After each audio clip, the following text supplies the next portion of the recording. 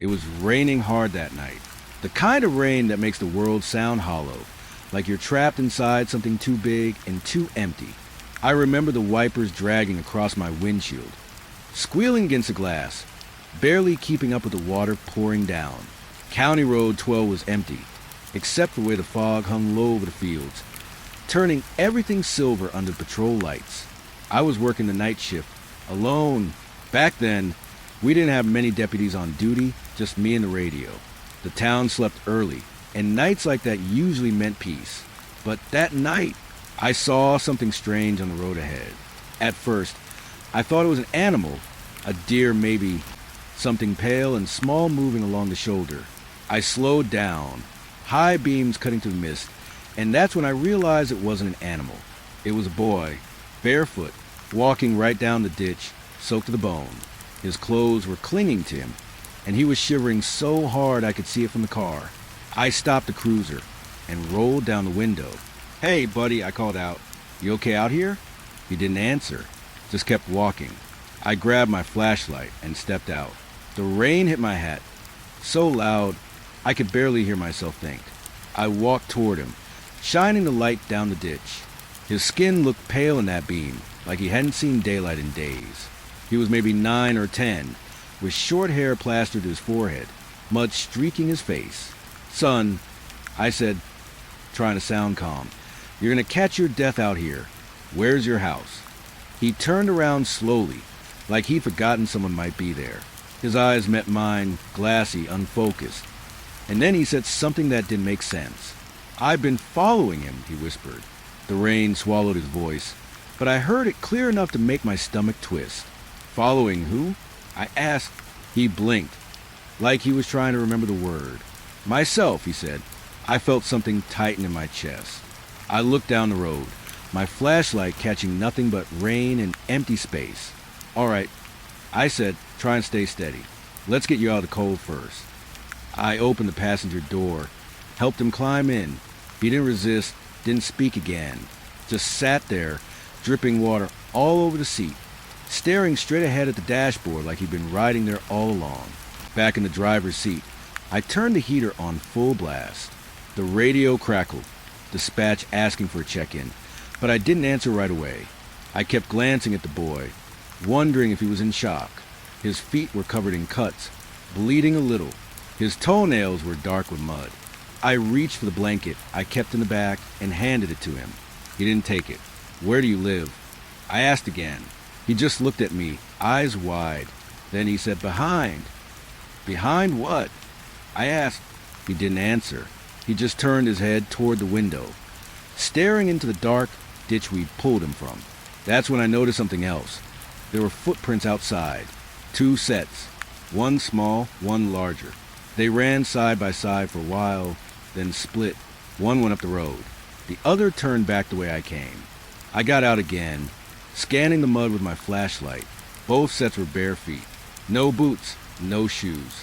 The rain was washing them away fast, but I could still make them out. 2 paths crossing each other, then breaking apart. When I got back in the car, the boy was watching me. His face was expressionless, but there was something about his eyes. They didn't look scared. They looked tired. "You said you were following yourself." I asked him quietly, "What did you mean?" He pressed his lips together, thinking. "He went home," he said finally. "Who did?" "Myself." I didn't know what to say to that. Kids talk strange when they're scared, I told myself. Maybe he was lost, confused, maybe even sleepwalking. Still, something about the way he said it, calm, certain, made my hands tighten on the wheel. I called dispatch and gave them my location.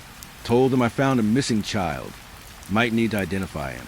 While I was talking, the boy turned the heater knob all the way down and whispered, "Too warm." His voice cracked like he hadn't spoken in a long time. The rain kept falling, heavy and endless. I started driving toward town, headlights cutting through the mist. I kept looking at him from the corner of my eye. He didn't move, didn't fidget like most kids would. He just watched the road ahead, like he knew exactly where we were going. We passed mile marker 12. The boy suddenly leaned forward, pressing his hand against the windshield. "There," he said softly. He went that way. I slowed down. All I saw was fog and trees. You sure? I asked. He nodded, eyes never leaving the darkness outside. He's still walking. I pulled over again, against every bit of reason I had. Got out, flashlight in hand. The sound of the rain drowned everything else. I scanned the roadside. Nothing but puddles and grass. Then, for a split second, I thought I saw movement. A pale figure far off, standing just beyond a beam of light. It looked about the boy's height. "Hey!" I called out. "Hold on." No answer. The figure didn't move. I blinked and it was gone. Just the rain again, whispering through the weeds. When I turned back toward the cruiser, the boy wasn't inside anymore. The door was wide open, swinging in the wind. The blanket I'd given him lay crumpled on the seat. My heart kicked up hard. I looked around, calling his name, but the sound of the storm swallowed a whole. Then I saw him, down in the ditch again, standing still, facing the opposite direction this time. I climbed down, boots sinking in the mud. "Hey, get back in the car." I shouted. He didn't move. I put my hand on his shoulder. It was ice cold. He looked up at me, and his expression finally changed. Not fear, not confusion, just this quiet, exhausted sadness. "He's almost home," he said. I swallowed hard. "Who? Me?" The flashlight flickered once, twice, then went dark. The rain felt colder suddenly. My breath fogged in front of me. I grabbed his arm and turned him around, meaning to get him back in the car. But there was no one there. Just mud. Just water sliding through an empty ditch. I stood there for a long time, not moving. My heart was pounding in my throat. Then, faintly, from somewhere behind me, I heard small wet footsteps slapping against the pavement. When I spun around, the road was empty. But there, leading away from the car, were fresh prints, barefoot, small, heading toward town. I called it in. Search teams combed the area until morning, but we never found him. No one reported a missing boy that night. No schools called. No parents came forward. It was like he never existed. Sometimes, on nights like that one, when the rain hits the window just right, I think I can still see him. A small shape walking down the ditch, following someone I can't see. And sometimes when I look down at the mud by my truck, I see footprints next to mine, smaller, lighter, heading the other way. It rained all through the night after I found that boy. The roads turned soft, the ditches overflowed, and the whole county smelled like wet soil and gasoline. I barely slept. Every time I closed my eyes, I saw his face again. Those pale eyes, too calm for a child lost in a storm. By morning, I convinced myself I dreamed most of it. Kids go missing sometimes. Kids wander back home. Maybe I'd find his parents, file the report, and forget about it. That's how I tried to think about it. Just another strange night. But something inside me already knew it wasn't. The next day, I went back to County Road 12. I told dispatch it was just a double check for evidence. But the truth was, I couldn't stop thinking about those footprints. The rain had slowed to a steady drizzle. Fog still hugging the ground. The air felt heavy, like it hadn't moved since last night. I parked near the same ditch. The engine ticked as it cooled, and I just sat there for a minute, staring through the windshield at the empty road. Nothing but the whisper of rain and the smell of damp grass. When I finally got out, the mud sucked at my boots with every step. The place felt smaller in daylight, like the night had stretched it out somehow. I found the spot easily enough. The bend in the road, the flattened grass where I pulled over. But what stopped me was how the ground still held traces of those footprints. Small, barefoot prints pressed into the mud. The boy's prints. I knelt down, tracing the edge of one with my hand. Even after all that rain, I could still see them clearly.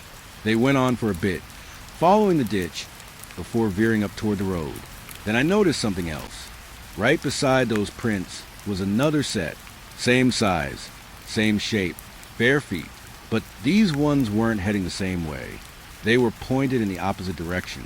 I froze. The rain tapped gently on the brim of my hat. I moved my light closer, studying them. The new prints looked fresher, cleaner edges, like they'd been made after the storm stopped. The boy had said he was following himself. I stood there for a long time, staring down at those tracks, feeling that strange pressure in my chest again. There was no logical way to explain it. Maybe someone was playing a trick. Maybe the boy had turned around, made both sets himself, but they didn't overlap. The steps were too even, too perfect, like two people walking in sync, side by side, then splitting apart. I followed the first set, the ones going away from me. They led down the ditch for a while, then up toward the tree lean. I could still see where the mud clung to the roots, disturbed by small feet. A crow landed on a fence post nearby and let out this low, rattling call that echoed across the field. It startled me more than I'd admit. The sound of it lingered in my head like a bad thought. I kept walking. The ground was slick, every step louder than it should have been. After a few minutes, the footprint stopped, just stopped, right at the edge of the woods. No turn, no sign of running. They just ended there in the mud. But that wasn't what bothered me most. I looked back toward the ditch, expecting to see the other set of tracks behind me. And they were there, but they'd grown closer. The two sets, heading in opposite directions, should have crossed paths right about where I stood. Only they didn't. There was a gap, maybe 2 feet of untouched mud between them. It made no sense. If one boy walked that way, and another walked this way, their paths should have met, but they never touched. I crouched down again, my heart beat loud in my ears. The prints going back toward the road looked newer still, sharper. I could almost see the individual toes press into the ground. Then I noticed something even stranger. One of the right footprints, the one nearest the ditch, had a faint mark beside it, a smudge like something dragged across it. I leaned closer, wiping the rain from my eyes. It looked like a handprint, a small hand. That was enough to make me stand up fast. I scanned the tree lean, but the woods were still. No movement, no sound but the rain dripping from the branches. I called out just in case. "Hey, you out there, kid?" My voice echoed. Nothing answered. I don't know why, but I started following the second trail, the one leading back toward where I parked. The mud squelched under my boots as I retraced it, step after step, perfectly spaced, until I reached the road again. And there, just beside my cruiser, the prints stopped once more. They ended in the gravel. But something else caught my eye. On the side of the patrol car, faint streaks in the dried rainwater, like little fingers had brushed down the door. I opened it, looked inside. The passenger seat was still damp from last night, but on the dashboard, right above the glove compartment, was a small smear of mud, the same color as the ditch. I don't remember touching that side. I told myself maybe the boy did before I helped him out. Maybe I hadn't noticed. But deep down, that explanation didn't sit right. It felt wrong. Too neat. I sat behind the wheel and turned the ignition just to hear something familiar. The radio crackled to life, static hissing softly. "Dispatch to Unit 3. The voice came through faintly. "You copy?" I picked up the mic. "Go ahead. Any luck on that missing child report?" I paused. "No report filed yet." I said, "Still looking?" A moment of static. Then, "Copy that. You're sure it was a kid?" I hesitated. The question lingered longer than it should have. "Yeah," I said, "I'm sure." But as I pulled away, my headlights swept across the ditch one last time, and for a moment I thought I saw something move. A flash of pale skin, gone as fast as it appeared. I hit the brakes, leaned forward, staring through the rain. The ditch was empty, but down in the mud, the prints looked different now, like they'd shifted. Both sets pointed the same direction. I sat there for a long time, watching the rain slide down the windshield. My hands were cold. My mind kept going back to what the boy said. He went home. Home. But where was that? Back at the station, I looked through the missing persons reports again. Nothing matched. No children from nearby towns. No runaways. Nothing. It was like he'd never existed. I even asked a few old folks around town if they remember hearing about something like that before. A kid walking barefoot down County Road 12. Years ago, maybe. One man looked at me strange and said, "That story again?" He told me there'd always been talk about a boy who walked the road after storms. Said folks saw him from time to time, out by the ditches, never speaking, just walking, always alone. When I asked what happened to him, the man shrugged. Some say he drowned, he said. Some say he never was. That night, I drove back out there again. I don't know why. The rain had started up once more, heavy and constant, like it hadn't stopped at all since that first night. The road glistened in the headlights. When I reached the same bend, I pulled over, got out, and shined my light down the ditch. The mud was rippling from the rain, alive with motion. But then, beneath the sound of water, I thought I heard something else. Footsteps, soft, slow, slapping against the mud, coming closer. I called out again, "Hey, you need help?" No answer, but the sound didn't stop. It came right up to where I stood, and then nothing, just silence. When I looked down, the ground around me was covered in small, barefoot prints. Fresh ones. They circled mine completely, like something had been walking around me while I stood still. I ran my flashlight across them, breath shallow. They all pointed away, leading back into the dark. But there was one more thing I noticed before I turned back to the car. Mixed in with those tiny tracks were two larger ones, barefoot, just like the others. They were mine, only I hadn't taken a single step. And when I drove home that night, my boots were clean. I didn't think I'd ever see that boy again. After what happened on County Road 12, the prints, the storm, the way he just vanished, I told myself I'd done everything right. I filed a report, logged the evidence, moved on. But something about that night clung to me. The rain, the smell of wet earth, the way the ditch seemed deeper when I looked back. It all stayed. 2 days later, dispatch called. A woman on the outskirts of town had reported something strange. Said her son had been talking in his sleep, calling out for help. Then she said something that froze me solid. She gave his name, Eli. That was the name the boy had whispered when I asked him who he was. I remember just sitting there in the car, holding the radio, trying to breathe. I told dispatch I'd take it. Didn't even wait for backup. The drive out there took about 20 minutes. It had rained again the night before, and the road was soft with mud. The house sat alone at the end of a gravel lane, small and gray, with a single porch light flickering against the fog. When I pulled up, a woman came out onto the porch. She looked worn, dark circles under her eyes, hair tied back like she hadn't slept in days. She hugged herself when she saw me. "You the sheriff?" she asked. "Yeah, ma'am. You called about your son." She nodded. Her voice shook when she spoke. "Eli's been different," she said. "He hasn't left his room in 2 days. But last night, I heard him crying for help. He kept saying someone was outside. Something cold ran through me. Mind if I come in?" I asked.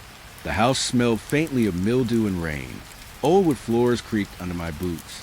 She led me down a narrow hall to a closed door at the end. "He's in there," she said. I put my ear to the door. Nothing. Just silence. "Eli," I called softly. No answer. She twisted her hands together. "He doesn't talk much anymore," she whispered. "He just stares. But I swear, Sheriff, he hasn't left his room since Sunday night." Sunday night. That was the same night I found the boy on County Road 12. I turned the knob and stepped inside. The curtains were drawn, so the room was dim, filled with that gray morning light that makes everything look still. A few toys on the floor, a bed against the far wall, posters peeling off the wallpaper. And there, sitting on the bed, was the boy, Eli. He looked up when I entered.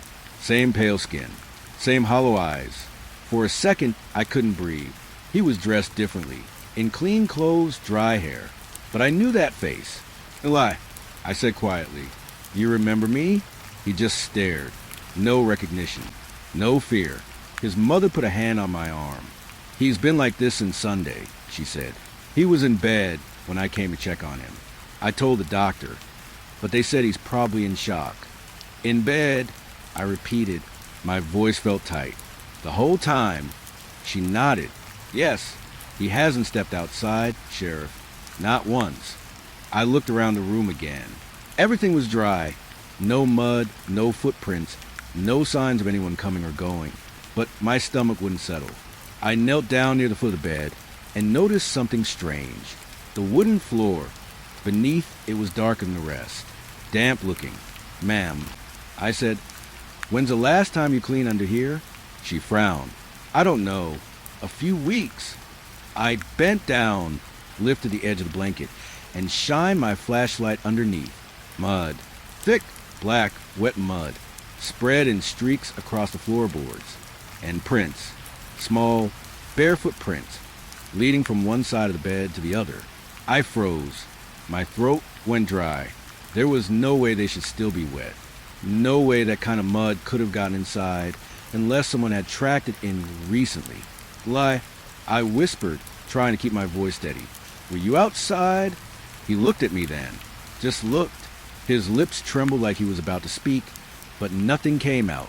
Then he turned his eyes toward the window. I followed his gaze. The window was locked. The sill was clean. But outside, the ground below was torn up, muddy footprints leading away from the house. I walked over, unlatched the window, and leaned out. The prints went straight into the yard, through the puddles, and vanished near the tree line. Ma'am, I said, turning back to her. Has anyone else been around here lately? Neighbors, family? She shook her head. No one. It's just us. Something in the air felt heavy, like the whole house was holding its breath. I looked at the boy again, still sitting there on the bed, still staring at the window. I said, who were you talking to last night when you called for help? He blinked slowly. Him. Who's him? He pointed to the floor. The one who keeps asking me to come back. His mother gasped softly. I crouched down again, looked under the bed, but all I saw was darkness, the kind that seems to move when you stare at it too long. The smell of wet soil was stronger now, seeping up from the cracks in the wood. I grabbed my flashlight again and shined it deeper. The beam caught something wet, something glistening. A small, muddy handprint pressed flat against the underside of the mattress. That's when I heard it. A sound, slow, wet, like something shifting beneath the floorboards. The mother stepped back, whispering Eli's name, but the boy didn't move. His eyes stayed fixed on the bed. I reached down, pressed my hand to the floor. It was cold, and under that, I felt vibration. Faint, steady, like someone breathing. Ma'am, I said carefully, I need you to take your son outside for a minute. She hesitated. What's under there? I don't know. Just go, please. They left the room. I waited until the hall was quiet before crouching low again. The smell of damp earth filled my throat. I pulled the bed away from the wall. The floor beneath it was warped, swollen with moisture, and right in the middle, another print, a perfect barefoot print, the same size as the ones in the ditch. I wiped my hand across my mouth, trying to think this couldn't be real. I'd seen the boy out there. I'd talked to him. He was gone. But here he was, home the whole time. Unless I lifted the loose floorboard, though it gave easily, soft from water. Beneath it was dirt, thick black, freshly disturbed, and embedded in it a faint outline of a foot. I stumbled back, nearly tripping over the bed frame. My flashlight slipped, rolled under bed. The light beam caught something else before it stopped, a scrap of cloth. I reached down with shaking hands and pulled it out, a torn piece of fabric, muddy and stiff. Sheriff's Department issue. My jacket, the one I'd worn the night I found the boy. I don't remember losing it. Outside, the rain started again, steady against the roof. The sound filled the house, soft but endless. I stood there, staring at that floor, trying to understand. The boy's words echoed in my head. He went home. When I finally stepped back into the hall, the mother and her son were gone. I called for them, checked the porch, the yard, nothing. Their car was still in the drive. Only the rain answered. When I looked down at my boots, I noticed the mud again, thick, black, clinging to the treads. I hadn't stepped in any on my way in. There were prints leading away from the door, small ones, heading down the steps and into the dark, and next to them, larger ones, barefoot. That was the night I stopped calling them cases. After that, I started calling them what they really were, reminders. It started with a phone call just after sunset. Old Man Ray was on the other end, breathing heavy and angry, Said there was that damned humming again. Said it was keeping him awake. Now, Ray's been calling the station for years. Kids on his property, raccoons in his shed, sometimes just because he's lonely. But that night, his voice had something in it I'd never heard before. Fear. It's in the air, Sheriff, he said. It's all around me. You hear it too, don't you? I didn't. Not then. But I told him I'd come check it out anyway. That's what you do in a small town. You show up, even if you think it's nothing. The road to Ray's place cuts through the backwoods, long and quiet, lined with pine trees that lean over like they're listening. I rolled the window down halfway, just to breathe the night air. The sky was a dull gray, no moon, no stars. The kind of night that feels hollow. About halfway there, I started to notice it. A sound low, distant, like a generator running far away. It wasn't loud, but it was constant, just a steady hum under everything else. At first, I thought it was my cruiser. Maybe the engine, maybe the radio. I turned both off for a second. The sound stayed. That's when I felt it in my chest. A faint vibration, like something beneath the ground was moving. When I pulled up to Ray's house, his lights were all on. He was standing on the porch in his bathrobe, holding a flashlight like a weapon. He waved me over, eyes wide and red. You hear it now, don't you? He said before I could even say hello. Yeah, I admitted, I hear something. He nodded hard. It started 3 nights ago. Same time, every night. It's in the dirt, Sheriff. I can feel it through the floorboards. I followed him inside. The place smelled like dust and whiskey. Old newspaper stacks everywhere. The hum was stronger in there, so low it almost blended into your heartbeat. Where's it coming from? I asked. He pointed to the back window. The woods, he whispered. Right out there. I stepped closer to the glass. The trees were still. No wind, just that steady vibration in the air, like the world was holding a note no one else could stop hearing. Ray rubbed his hands together. You gonna do something about it? I'll check it out, I said. He didn't look relieved. Don't go far, Sheriff, he said. It don't like when you go near it. I didn't ask what it was. Old man Ray talked like that sometimes. I took my flashlight and walked out back. The grass was wet with dew, the ground soft under my boots. The hum got stronger the farther I went, until it felt like it was coming from below my feet. Then, as sudden as a breath, it stopped, dead quiet, the kind of silence that makes your ears ring. I stood there, waiting for something, anything, to move. Nothing did. When I turned back, Ray was standing in the doorway, watching me. Stopped again, didn't it? He called out. Yeah, I said. He nodded slowly. It knows you're here. I went back inside and tried to calm him down. Told him it was probably machinery from the quarry or maybe pipes underground. But deep down, I didn't believe it. That sound, it wasn't something you could fix with a wrench. It was too steady, too alive. Before I left, I told Ray I'd check with the mayor in the morning. Maybe it was some new construction project. Maybe there was a logical reason. I told him I'd be back tomorrow. He didn't say goodbye. Just stood there, eyes on the woods. The drive back into town was quiet again. The hum was gone completely, like it had never been there at all. I tried turning the radio on to clear my head, but the static sounded too close to the noise I'd heard before. I shut it off. The next morning, half the town was talking about it. People said they'd heard the same hum in the night. Some claimed it came from the ground, others from the sky. Mrs. Lang, who runs the bakery, said her windows rattled. The school janitor said it shook the pipes in the basement. Everyone heard it. Everyone except the mayor. When I stopped by his office, he laughed it off, said people were stirring themselves into a panic. Sheriff, he said, leaning back in his chair, you know how this town gets. One person hears something, and suddenly it's the end of the world. Sir, it's not just one person. Half the towns. Coincidence, he interrupted. You think I'd miss something like that in my own house? I wanted to argue, but he looked so sure of himself, so calm, like he genuinely believed nothing was wrong. Maybe you just sleep heavy. I said, try and keep it light. He smiled. Or maybe people just like a good story. I left his office feeling like I was the one losing it.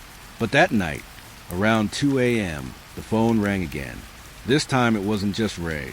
It was everyone. Calls came from every part of town. People swearing the sound was back, louder this time. Some said it was shaking their walls. One woman said her dog had gone crazy barking at the ground. I got dressed and drove out again. The moment I stepped outside, I felt it. The same hum, but deeper now, like the earth itself was breathing through my boots. The windows of the cruiser trembled slightly as I started the engine. I drove through Main Street first. Houses dark, streets empty, but I could see people standing in their yards, looking up like they expected something to fall from the sky. The sound wasn't coming from one place anymore. It was everywhere. When I reached Ray's Road again, his porch light was off. The house was dark. I knocked, but no one answered. The door creaked open on its own. Inside, the air felt thick. That humming, God, it was inside the walls now. The dishes on the counter were trembling. The old pictures on the wall buzzed faintly in their frames. "Ray!" I called out. Nothing. I checked every room until I reached the back door. It was open. Muddy footprints led out into the yard. Small ones. Barefoot. The hum outside was stronger than ever. I followed the prints toward the tree-line. The ground seemed to pulse with each step, like it was breathing under me. When I reached the edge of the woods, the sound shifted. Higher now, sharper, like it was coming from inside my head instead of outside. And then, right there in front of me, the air shimmered. I don't know how else to describe it. It wasn't light, and it wasn't movement. It was just wrong. The way heat bends the air, only colder. I backed away slowly, but my feet felt heavy. My chest ached from the vibration. Then, just like that, it stopped. The woods went still. The hum was gone, and so was Ray. I searched for him until sunrise. Found his flashlight in the mud, still on, but no sign of him. No prints leading away. Just the ground, smooth, untouched, quiet. When I got back to town, everyone said the noise had stopped around the same time. People looked relieved, even laughed about it over breakfast. The mayor gave a short statement that afternoon. Said there had been no evidence of any unusual activity. Called it mass hysteria. But here's the thing. When he said that, I was standing right beside him. And for just a moment, I could still hear it.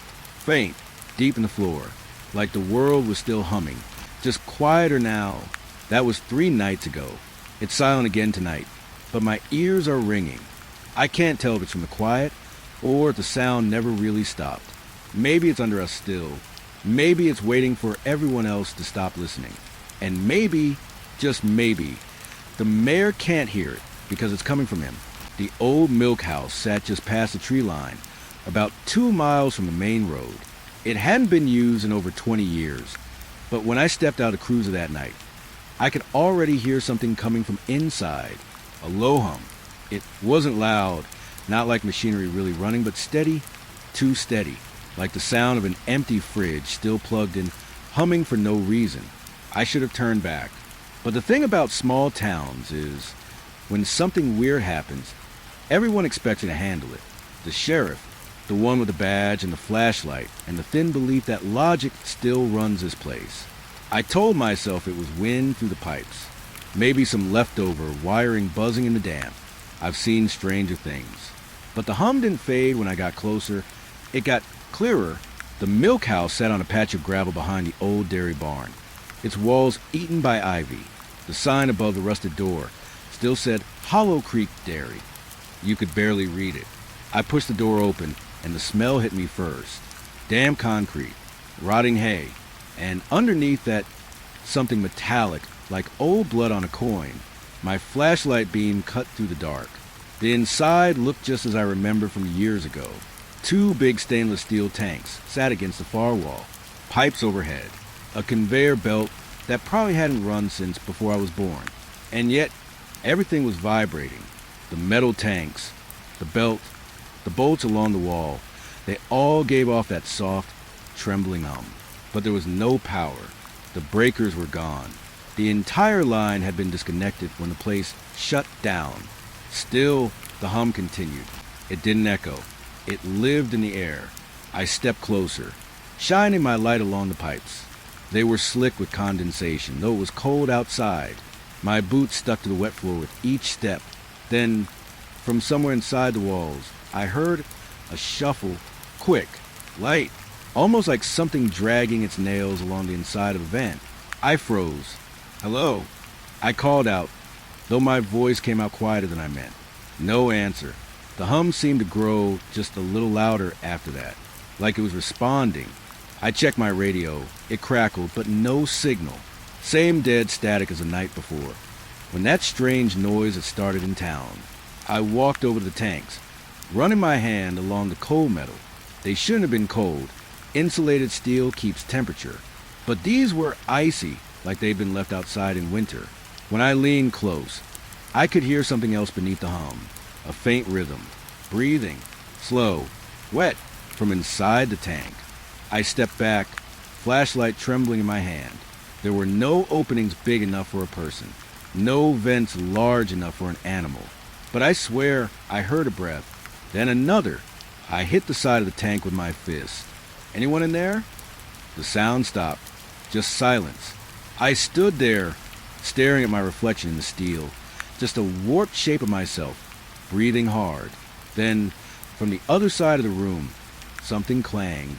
A pipe overhead twitched, rattling against its bracket. Then another, and another. One by one, the pipes began to move, shifting slightly, vibrating harder now. It sounded like something crawling through them. I swung the light up and followed the sound across the ceiling until it reached the far wall, where the old drainage grate sat near the floor. The sound stopped there. For a few seconds, I didn't breathe. Then something pushed at the grate from the inside. It bent outward, just slightly, like something testing the metal, pressing against it with slow, deliberate pressure. I backed away, my boots splashing to the puddles on the floor. The hum was deafening now, like it was coming from the very walls themselves. My flashlight flickered once, then steadied, and then I saw it. The condensation on the tanks, the wet sheen on the pipes. It began to move. Not drip, not slide. Move. Tiny rivulets of moisture crawled across the metal like veins, pulsing in rhythm with the hum. Each pulse stronger, like the building was breathing. I could feel it through my boots. The whole structure seemed to be alive. Something inside me said, "Leave now," but I had to know. I crouched near the grate, the one that had bulged outward a moment ago. The air coming from it was warm and foul, like the breath of something that had been hiding underground for a long, long time. I aimed my light inside. The beam caught movement. Not clear, not human, but moving like a wet shape twisting just out of view, pressing itself deeper into the darkness as the light touched it. I jerked back, heart slamming in my chest. The hum faltered for the first time. A pause, and then it changed pitch. No longer a steady vibration. This time, it rose, like a machine powering up. The pipes rattled harder. The tanks groaned. The concrete floor began to tremble. And through it all, faintly, I heard something new. A whisper. Not words exactly, just the tone of a voice. It was coming from the metal, from the walls. From everywhere. I couldn't make it out, but it had that soft, dragging rhythm of a human breath trying to form language. My flashlight started flickering again, the beam twitching across the walls. For a second, I caught my own reflection in one of the tanks. And I wasn't alone. Behind me, in that warped mirror, stood a shape. Small, thin, its outline almost like a child, but wrong. Too long in the limbs. The head tilted to one side. I spun around. Nothing there. The room was empty, except for the hum and a faint drip of water from somewhere above. But when I turned back to the tank, the reflection was still there, still watching. I dropped the flashlight. It clattered across the floor, beam spinning wild. For a moment, I thought I saw movement along the walls again, shadows slipping behind the metal as if crawling inside it. The hum grew unbearable, drilling through my skull. My teeth hurt. My chest felt heavy. I ran, burst through the door and into the night air. The sound didn't stop right away. It followed me, fading only when I reached the tree lean.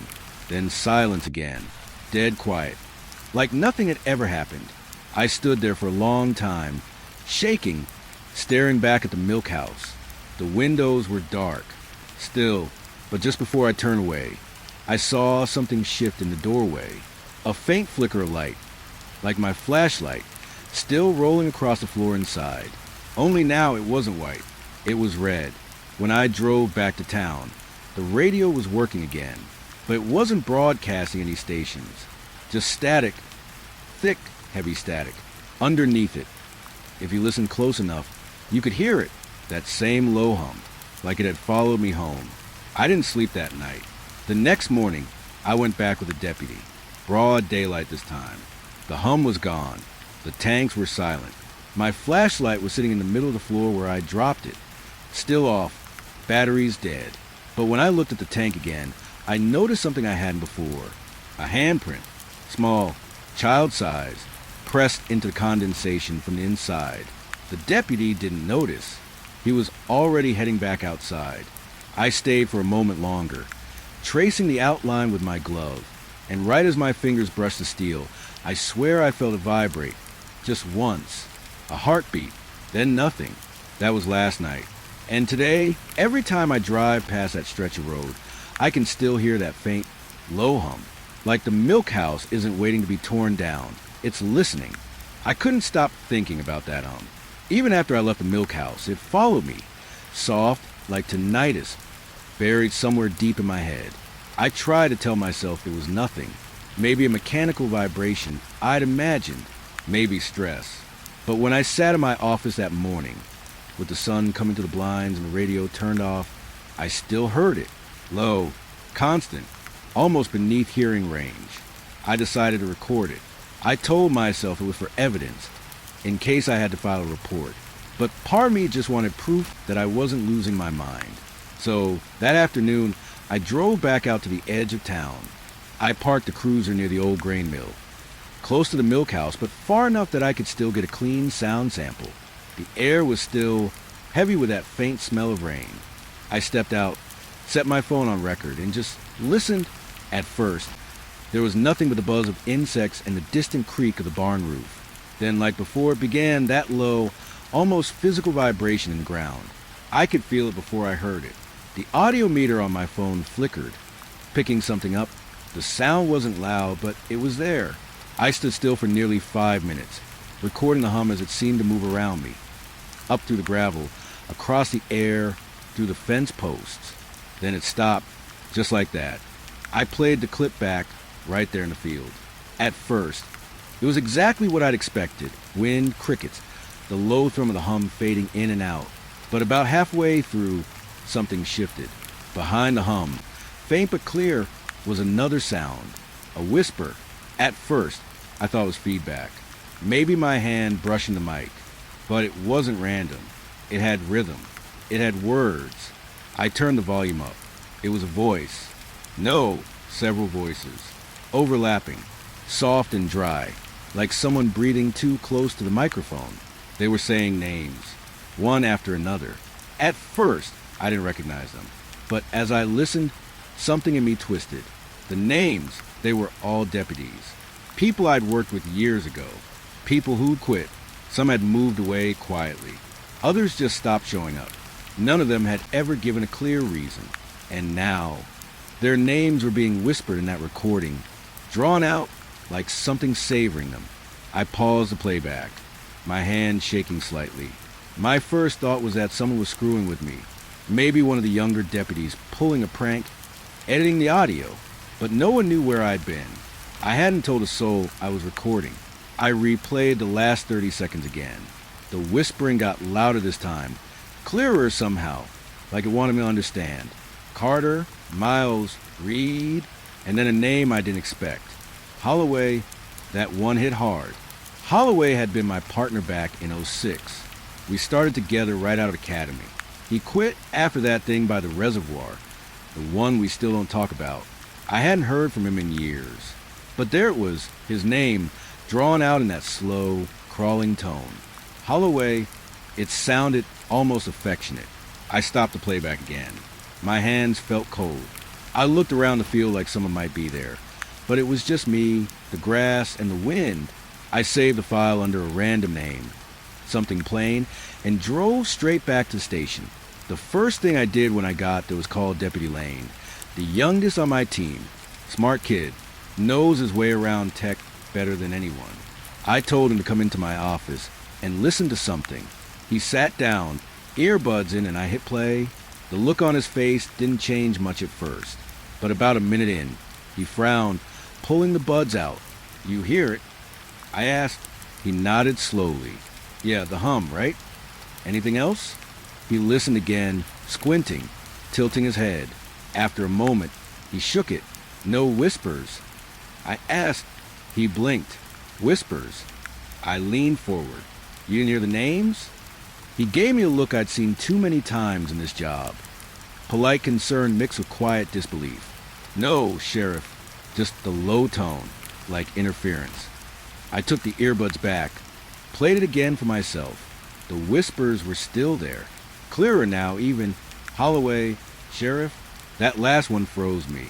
I stopped the audio, shut off the phone, and shoved it in my drawer. Lane asked if everything was okay. I told him I was fine, just tired, and sent him home early. The rest of the day passed in a blur. Every sound seemed sharper, the hum echoing faintly in the back of my skull. By nightfall, I decided to try one more test. I took the file, transferred it to my desktop computer in the office, and opened in the old sound editing software we use for dispatch logs. I slowed the playback speed to half. That's when I realized something else. There weren't just whispers. There were patterns. The voices weren't random. They rose and fell like a conversation. I could hear laughter between them, muffled, faint, like people talking through a wall. Then, in the last few seconds of the recording, everything went quiet, except for one single voice. This one wasn't whispering. It was clear, close human, and it said my full name. Not Sheriff. Not you. My name. Then the hum cut off. The file ended. I just sat there, staring at the screen. My heart was pounding so hard I could hear it. I rewound the audio, played it again. Same thing. My name, spoken in that slow, cold tone. I unplugged the speakers, but even then I could still hear it, faintly inside my head. The hum again, louder now. It wasn't coming from the computer. It wasn't even coming from the room. It was in me. I grabbed the file, deleted it from the drive, then deleted it again from the recycle bin, unplugged the system, shut the lights off.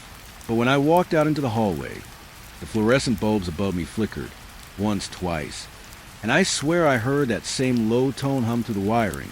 I didn't sleep that night. Every time I closed my eyes, I saw those names scrolling across the black screen of the recorder, voices behind them, shapes in the sound. The next morning, I went to check on Lane. He wasn't at home. His cruiser was still parked outside the station, keys in the ignition, radio buzzing with static. I played back the radio logs. Nothing but hum. Just one single word at the very end. Sheriff, I don't know who's talking anymore.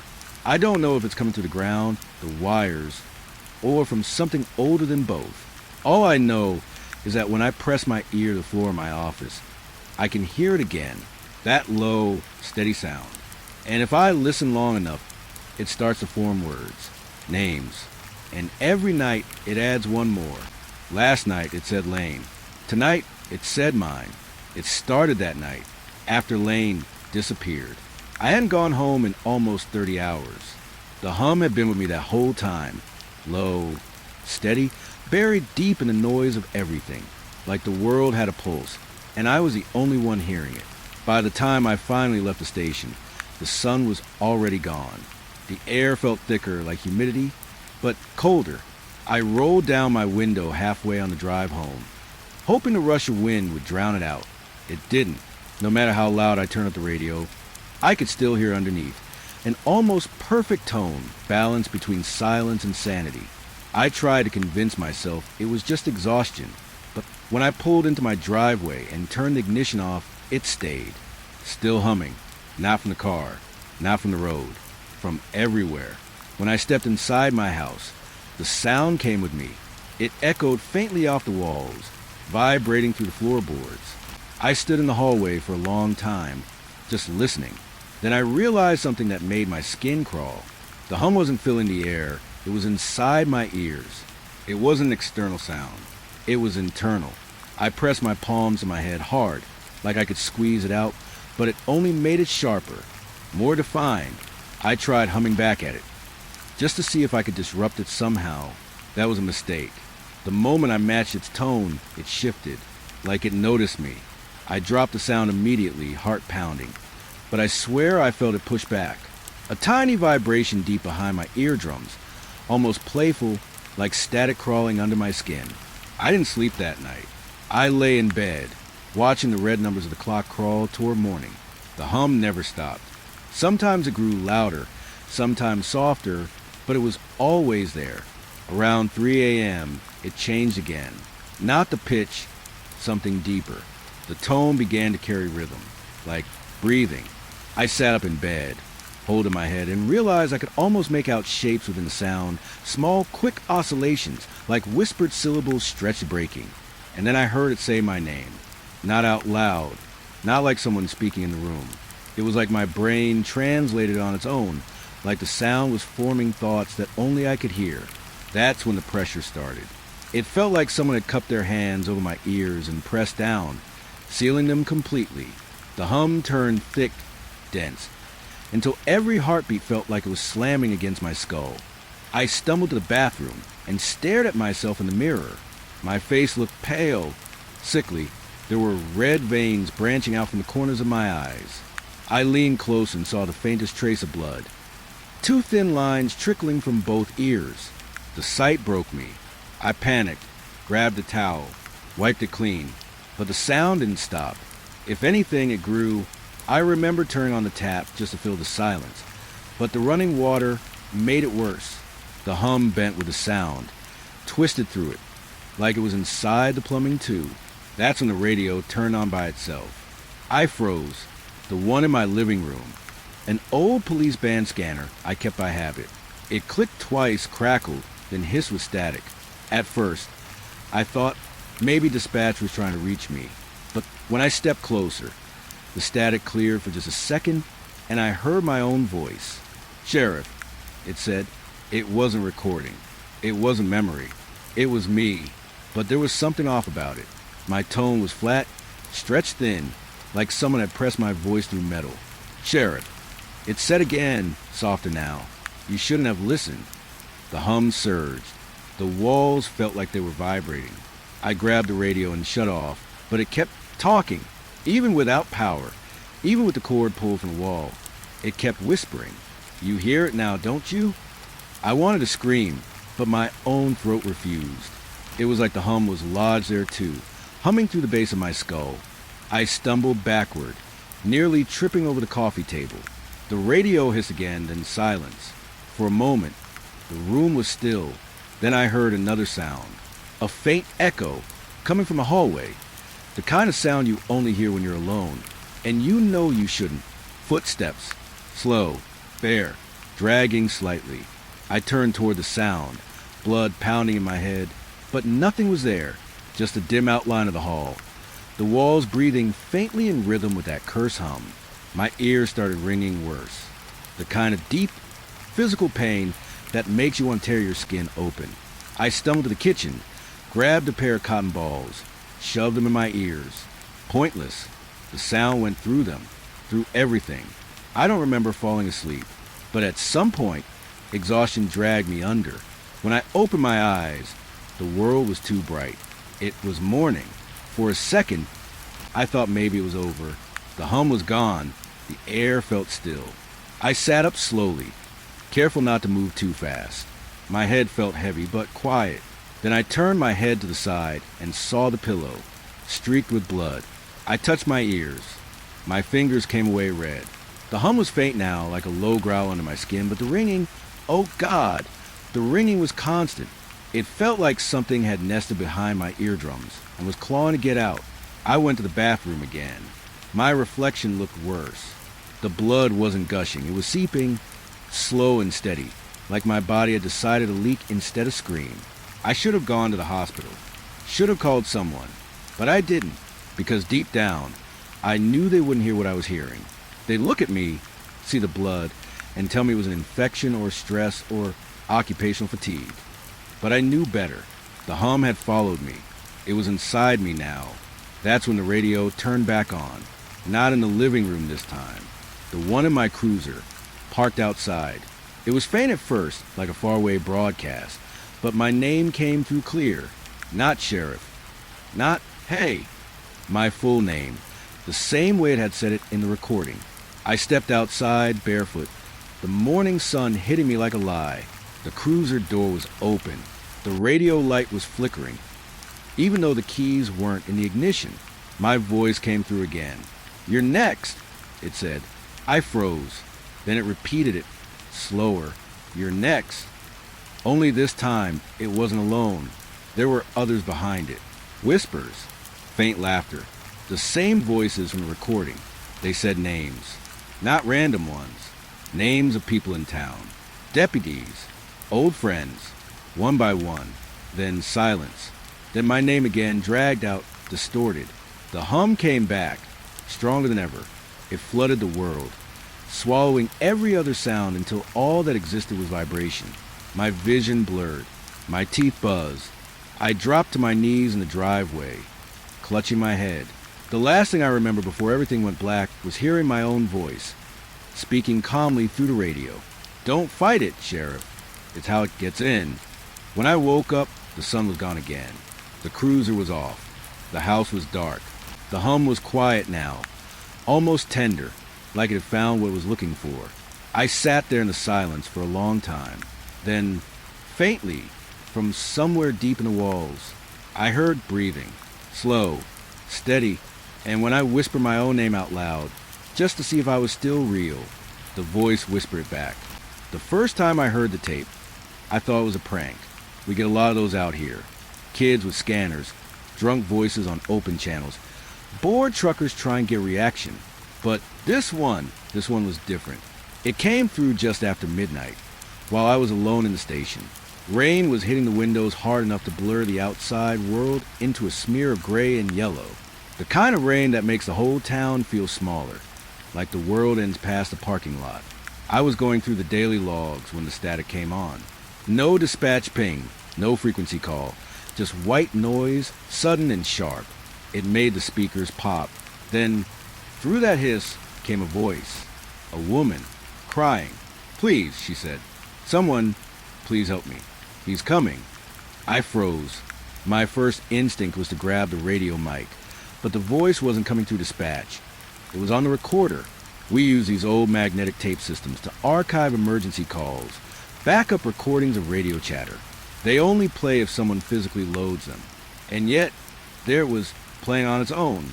The sound was faint, distant. I could hear her breathing, shallow and wet, like she'd been running. She said again, "Please, please help me." Then an address, 52 Merrill Creek Road. Only, there's no Merrill Creek Road in this county. There never has been. I pulled the local grid just to be sure, flipping through every sector we had logged for the last 50 years. Nothing. No listing, no property record, no mention of any road by that name. The voice kept looping, over and over. Each time she said the address, it got quieter, like she was being dragged farther from the phone, or from whatever was recording her. By the fifth loop, I realized something else. The tape wasn't playing in real time. It was recording itself. The spools were still turning, still catching sound. Even as I listened, I could hear faint scratching beneath her voice, almost like metal scraping wood. I turned the volume up just enough to make it out, and that's when the voice changed. She stopped crying. Her breathing slowed. Then, in the same tone, almost mechanical, she whispered, "He's listening now." I swear to God, I dropped the mic. The sound cut out immediately after. Just silence. Then the tape stopped spinning. I sat there for a long time, staring at the machine, trying to rationalize it. I even laughed at myself, nervously like an idiot. Told myself maybe the tape had been reused. Maybe it was an old dispatch log from another county. But the time code on the recorder said otherwise. It was marked with that night's date, that exact hour. Still, I had to check. I replayed it. Static. Then her voice again. Same words, same rhythm, until the end. This time, she didn't say, "He's coming." She said, "He's here." And right after that, I heard footsteps, not on the tape, behind me, just two soft steps, like someone had entered the room barefoot. I turned, fast enough to send my chair rolling backward. The office was empty. Nothing but the slow flicker of the fluorescent light, and the rain crawling down the glass. I didn't breathe for maybe 10 seconds. Just waited. Then, quietly, the sound came again, but through the radio. A burst of static. Then her voice whispering that same impossible address. 52 Merrill Creek Road. I reached for the receiver. My hand was shaking so bad, I almost dropped it. "This is Sheriff Porter," I said. "Ma'am, can you hear me?" No response. Just that low hum of open air, like the space between two breaths. Then she whispered something else. Something I didn't catch at first. I had to replay it 3 times before it clicked. She said, "Don't let him see the road." The line went dead after that. I spent the next hour trying to trace the signal. I scanned every dispatch frequency, every emergency relay channel. Nothing. The signal didn't exist in our system. But the tape kept playing. Every time I checked it, the reel had turned a little further. There were new sounds now, faint ones underneath the static. Tapping, a slow, rhythmic knock. I adjusted the volume and pressed my ear close. It sounded like she was knocking on glass. Then, very softly, someone else started knocking back. That's when I decided to make a copy for evidence. I took the tape out, labeled it Incident Log, 1:12 a.m., and started a new reel to see if anything would record again. It didn't. Not right away. It was maybe 20 minutes later when I heard something else through the walls. At first, I thought it was just the wind, but it had that same pattern. 3 knocks, then 3 more, coming from inside the station. I stood up, flashlight in hand, and followed the sound toward the back office. The air felt heavier the closer I got. The buzzing from the lights above flickered in and out, like something in the wiring was shorting. When I reached the door, the knocking stopped. Just silence again. I opened the door slowly, half expecting to see one of the deputies playing a prank. But the room was empty, except for one thing. The recorder in that office, an older unit we hadn't used in years, was running. The reels were spinning fast, even though there was no tape loaded. And from the speakers came that same woman's voice. Soft, distorted. "Please help me. 52 Merrill Creek Road." Then a pause. And this time she said, "He's standing behind you." I turned so fast my flashlight hit the floor. The bulb shattered. The room went dark. For a long second, all I could hear was my heartbeat and the tape spinning, faster and faster, until it jammed. When I found the courage to move again, I turned on my phone's light and scanned the room. Nothing. But right as I was leaving, something caught my eye on the desk beside the recorder. A note, yellowed paper, old handwriting. Looked like it had been there for decades. It read, "Do not answer recordings." Below it, in smaller writing, barely visible under the faded ink, someone had added another line. "The road finds you once you listen." I didn't sleep after that. I went back to my cruiser, locked the doors, and just sat there with the radio off, the rain hammering down around me. But even through the storm, I could still hear faint static bleeding through the speakers. And every few minutes between the noise, I swore I could hear her voice, soft, pleading and wrong, whispering that same impossible address.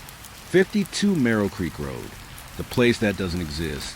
The place that's waiting for me anyway. I didn't want to listen to it again. Every part of me screamed not to. But that's the thing about silence. It starts to itch after a while. And in this job, the itch always wins. The tape had been sitting on my desk since the night before. I tried to ignore it. Tried drowning it out with paperwork, with the TV, even with the rain hammering on the roof. But it was still there, sitting in the dark, waiting. It was past midnight when I finally gave in. The air inside the station felt stale, heavier than usual. There's a certain kind of quiet that comes after storm. Not peace, exactly, but something like it. The kind that makes you think the world's holding its breath. That's what it felt like when I picked up the tape recorder. The label on the cassette still said Incident Log, 1:12 a.m., written in my own shaky handwriting. I stared at it for a good minute before sliding it in and pressing play. Static, Then the woman's voice. Please, someone, please help me. He's coming. Same tone, same desperation, same address that didn't exist. 52 Merrill Creek Road. Only this time, there was something about her tone I hadn't noticed before. It wasn't just fear. There was recognition in it. Like she knew exactly who she was talking to.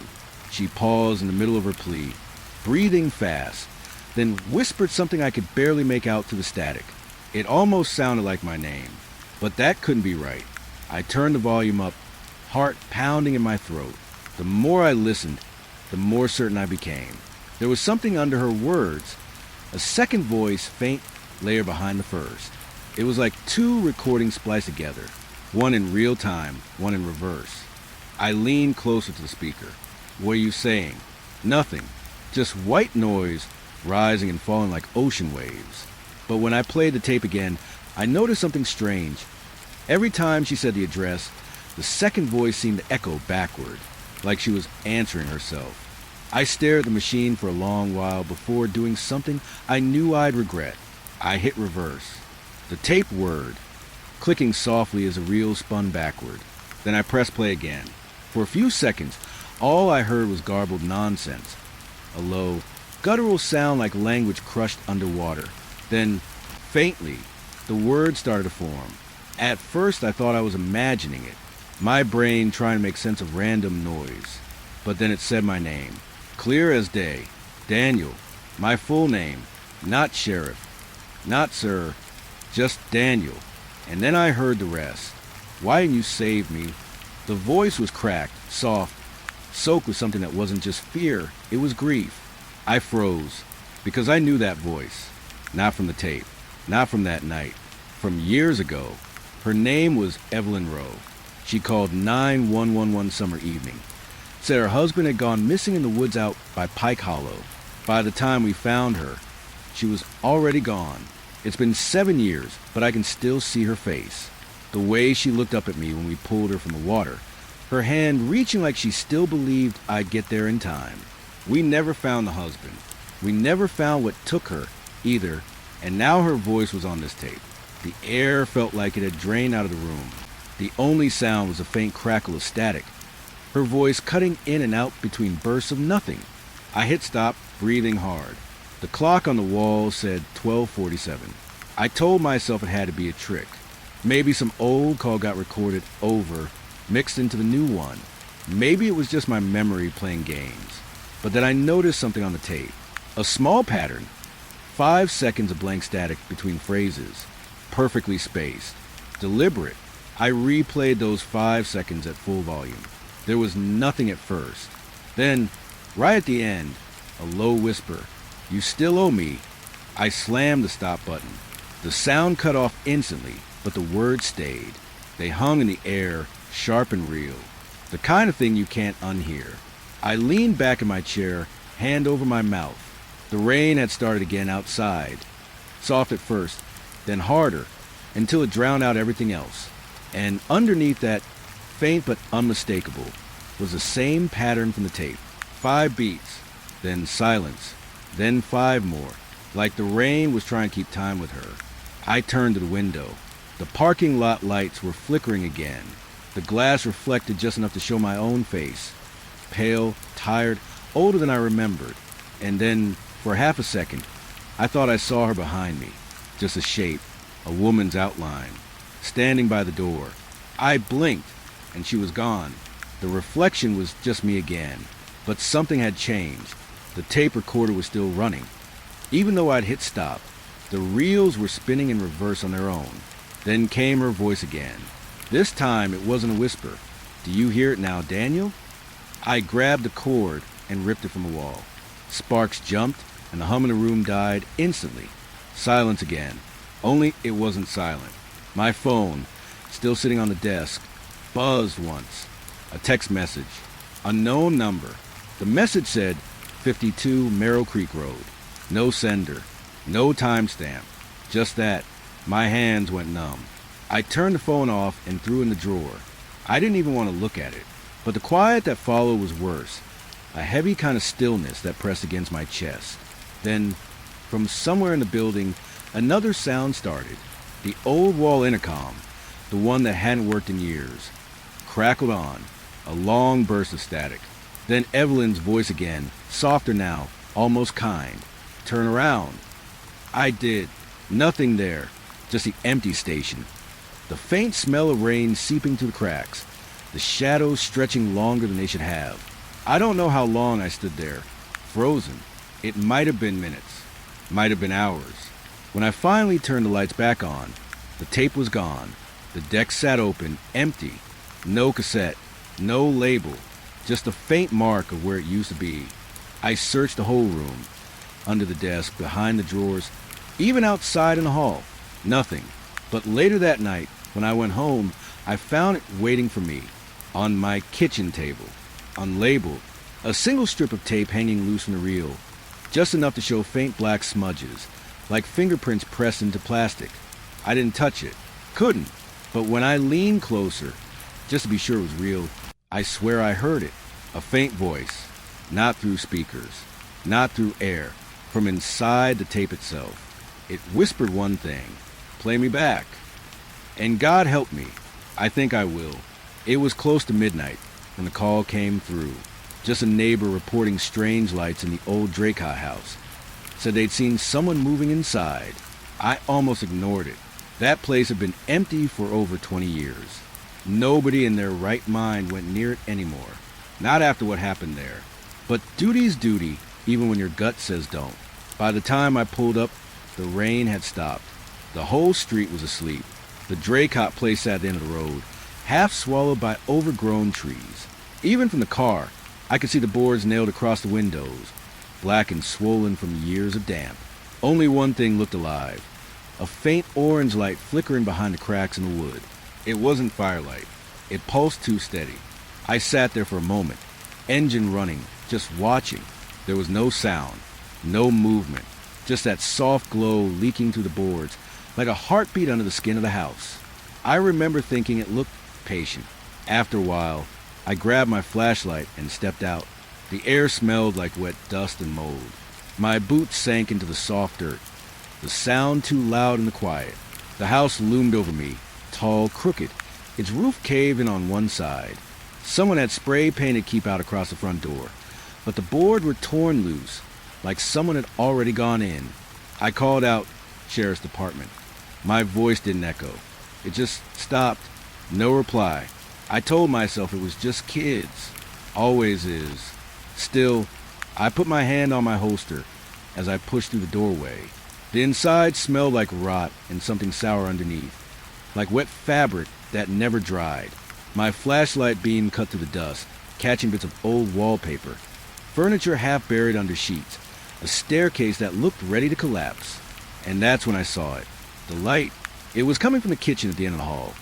That same steady orange flicker, like a lamp underwater. Every step closer, the air felt heavier. Not colder, just thicker, like the whole house was breathing against me. When I reached the kitchen doorway, the smell hit me first. Burnt plastic mixed with something metallic. Then I saw what was making the light. A single camping lantern sat on the counter. Its battery compartment was cracked open, leaking acid, but somehow it was still glowing. The light wobbled, dim and weak, but alive. Beside it on the counter was a cassette recorder. Old, gray, the kind we used back in the 90s. The play button was pressed down. Static filled the room, low, steady, like a whisper that never stops. No voice, no message, just that soft crackle. I stared at it, uneasy. The tape reels weren't even turning. Then, somewhere behind me, a floorboard creaked. I turned fast, flashlight up. Nothing, just the empty hall stretching back toward the door. But the sound didn't stop.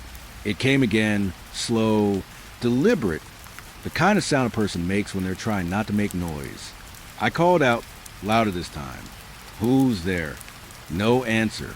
Only the static on the recorder growing sharper, like it was reacting to me. I took a step back toward the counter. The flashlight flickered once, then died completely. The room fell into that kind of darkness that feels wet.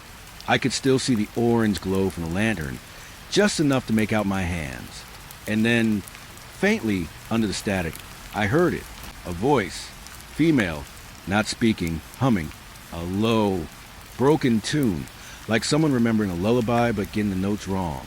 It was so soft I had to lean closer to the recorder to be sure I wasn't imagining it. The hum wavered, cracked, then stopped. And then she said, clear as anything, "Do you hear me, Daniel?" My stomach dropped. No one had called me that in years. Not since before I was sheriff. Not since. I yanked the tape out of the recorder. The sound stopped instantly. The lantern went out at the same time. Pitch black. For a second, I couldn't even breathe. Then, from somewhere upstairs came another sound. Footsteps. Not running. Not hiding. Just walking. Slow and calm. I shone the flashlight again, hitting it against my palm until it flickered back on. Dust floated in the beam like smoke. The stairs were right in front of me. The board were warped. The banister missing half its spindles. I didn't want to go up there. Every part of me said, don't. But I did. Each step groaned under my weight. Halfway up, I could hear something above me, the soft rhythm of breathing. Then I saw her, for just a moment, a woman standing at the end of the hallway, pale dress, hair over her face, not moving. I froze. The flashlight trembled in my hand. I blinked, and she was gone, but the air still felt charged, humming, like she hadn't vanished, just stepped sideways out of sight. I made my way to the landing. The floorboards bowed beneath me. There were 3 doors up there, one open, 2 closed. The open one led into a bedroom. That's where the light was coming from again, that same dull orange pulse. It leaked through the cracks of the doorframe. I pushed it open. The room was empty except for a single thing in the middle, an old TV set, the boxy kind from the 80s, sitting on the floor with its screen glowing faint amber. No signal, no reflection, just that color, too warm, too alive. Then it flickered, and for a split second I saw my own face on the screen. Not as I am now, younger, in uniform, but without the badge. I was standing outside another house, rain falling behind me, and there was someone else next to me, a woman. The screen glitched before I could see her face. Then the image shifted again. Now I was inside, holding a flashlight, just like now, walking toward a staircase.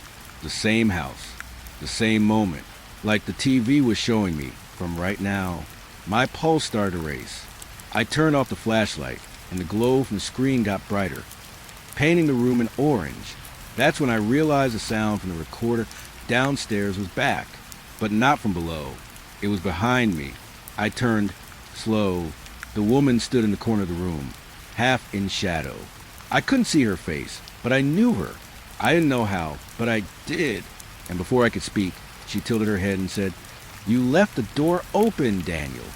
The TV popped, the screen going black. When the light died, she was gone. Only the faint smell of rain and burned dust lingered. I ran a hand through my hair and forced myself to breathe. My radio crackled once on my shoulder, hissing with static. I pressed it. "Dispatch, this is Unit 3. The Draycott place is clear. False alarm." My voice sounded steady. Lying always does when you've done it enough. But before I could leave, the radio hissed again. This time, the static wasn't random. A voice came through. Her voice. "See you soon." I froze. The radio clicked off. Silence again. I left the house without looking back. Locked the door behind me, though the boards wouldn't hold. When I got back in my cruiser, I noticed something in the passenger seat. A cassette tape. Same gray casing. Same label. But this one had my name written on it. For Daniel. I didn't touch it. I still haven't. But sometimes, late at night, when I'm alone in the station, I swear I hear that same humming, coming from my desk drawer. Soft, patient, like it's waiting for me to press play. It was supposed to be a routine welfare check. A simple drive out past the edge of town to a house that shouldn't have had its lights on. I got the call just after 9. A woman's voice. Said she was calling from 114 Cherry Lane. Said she couldn't get out of the house. That every door she opened just brought her back to the same room. Then the line went dead. Cherry Lane was an old part of town. Half the houses out there were empty, waiting for someone to either buy them or tear them down. The kind of place where the wind sounds like footsteps if you're tired enough. When I got there, I could see her house from the road. One light on, a dull yellow glow behind lace curtains. Everything else in the neighborhood was dark. I parked in front, stepped out, and immediately felt something off. It wasn't cold or stormy. It was quiet, too quiet. No crickets, no distant highway hum, no dogs barking, just a sort of pressure in the air, like sound had been sucked out of it. The front door was unlocked. Inside, the first thing I noticed was how clean it was. Everything in its place. A couch in the center, a coffee table, a lamp in the corner, even smelled faintly of lemon polish. "Ma'am," I called out. "Sheriff's Department." No answer, just the soft tick of a clock somewhere out of view. I took a few steps further in. The carpet muffled my boots. The air was warm, but still. There was a door on the far side of the room, half open. I moved toward it, hand resting on my holster-out habit, and pushed it open. It led to another living room. Same couch, same coffee table, same lamp. At first, I thought I'd gotten turned around. Maybe there was a connecting hallway, and I'd somehow looped back. But the clock was ticking again, and I realized it was the exact same sound. The same second hand skipping once every 7 ticks. I called out again, louder this time. "Ma'am, are you here?" Silence. I crossed the room, heart starting to thump harder now, and opened the next door. Same living room. Couch, table, lamp. Same ticking clock. Even the same faint smell of lemon polish. I stood there for a long moment, just listening, trying to find any difference. But it was perfect, like someone had copied and pasted a room, over and over. I went back the way I came, or thought I did. But when I turned around, there was no door behind me anymore, just the living room. Exactly the same. That's when the air started to change. It felt heavy, thick, like breathing underwater. I told myself to stay calm, to find logic in it. Old houses settle. People play tricks. Maybe there's some architectural quirk. But when I looked down, I noticed something that hadn't been there before. A mark on the carpet. A dark stain, shaped almost like a handprint, pressed into the fibers near the coffee table. I crouched, ran my light over it. It was wet, fresh. I straightened, unease crawling up my spine. My own breathing sounded too loud. The clock ticked again, 1, 2, 3, then stopped, dead silence. And then I heard something else. A door creaking open behind me. Slowly I turned. The door I'd entered through was open again. I could see the faint outline of another living room beyond it. Only this one looked darker. The light inside flickered like a dying bulb. I should have left, but I didn't. I stepped through, and immediately I noticed it wasn't the same anymore. The couch cushions were torn. The lamp was broken. The air smelled like old water, like something had been soaking into the walls for years. And on the far side of the room, where the door should have been, there were 3, all identical, all closed. I picked the one in the middle and opened it. Another living room. This one was cleaner again, but there was something sitting on the couch now. A shape, small, hunched forward, facing away from me. I froze. My throat felt dry. "Ma'am!" The figure didn't move, just breathed, slow, shallow, rhythmic. I stepped closer, trying to keep my voice steady. "You call for help. Are you hurt?" Still nothing. When I was about 3 feet away, I reached out and put a hand on her shoulder. The body was cold and soft in a way that didn't feel right. When she turned her head, the skin around her jaw was slack, like melted wax. The eyes were open, but glassy, unfocused, and her lips moved, barely, like she was trying to say something. I leaned closer. She whispered, "Don't open the last door." Then her head fell forward. I backed away, heart hammering so hard I could hear it in my ears. The lamp beside the couch flickered again, and for a second I could see something move behind the curtains, a shadow that didn't match mine. I turned to leave. All 3 doors were open now, each one showing a slightly different version of the same room, one with bloodstains on the walls, one completely empty, and one where the couch was gone but the shape of her body was still pressed into the carpet. I didn't know which one to choose, so I ran for the nearest one and stepped through. I ended up in the same room again, only now everything was backwards. The lamp was on the wrong side. The clock was ticking backward too. And on the wall above the couch, there was a picture frame. It hadn't been in any of the other rooms. Inside was a photograph of me standing in that very same room. I wasn't smiling.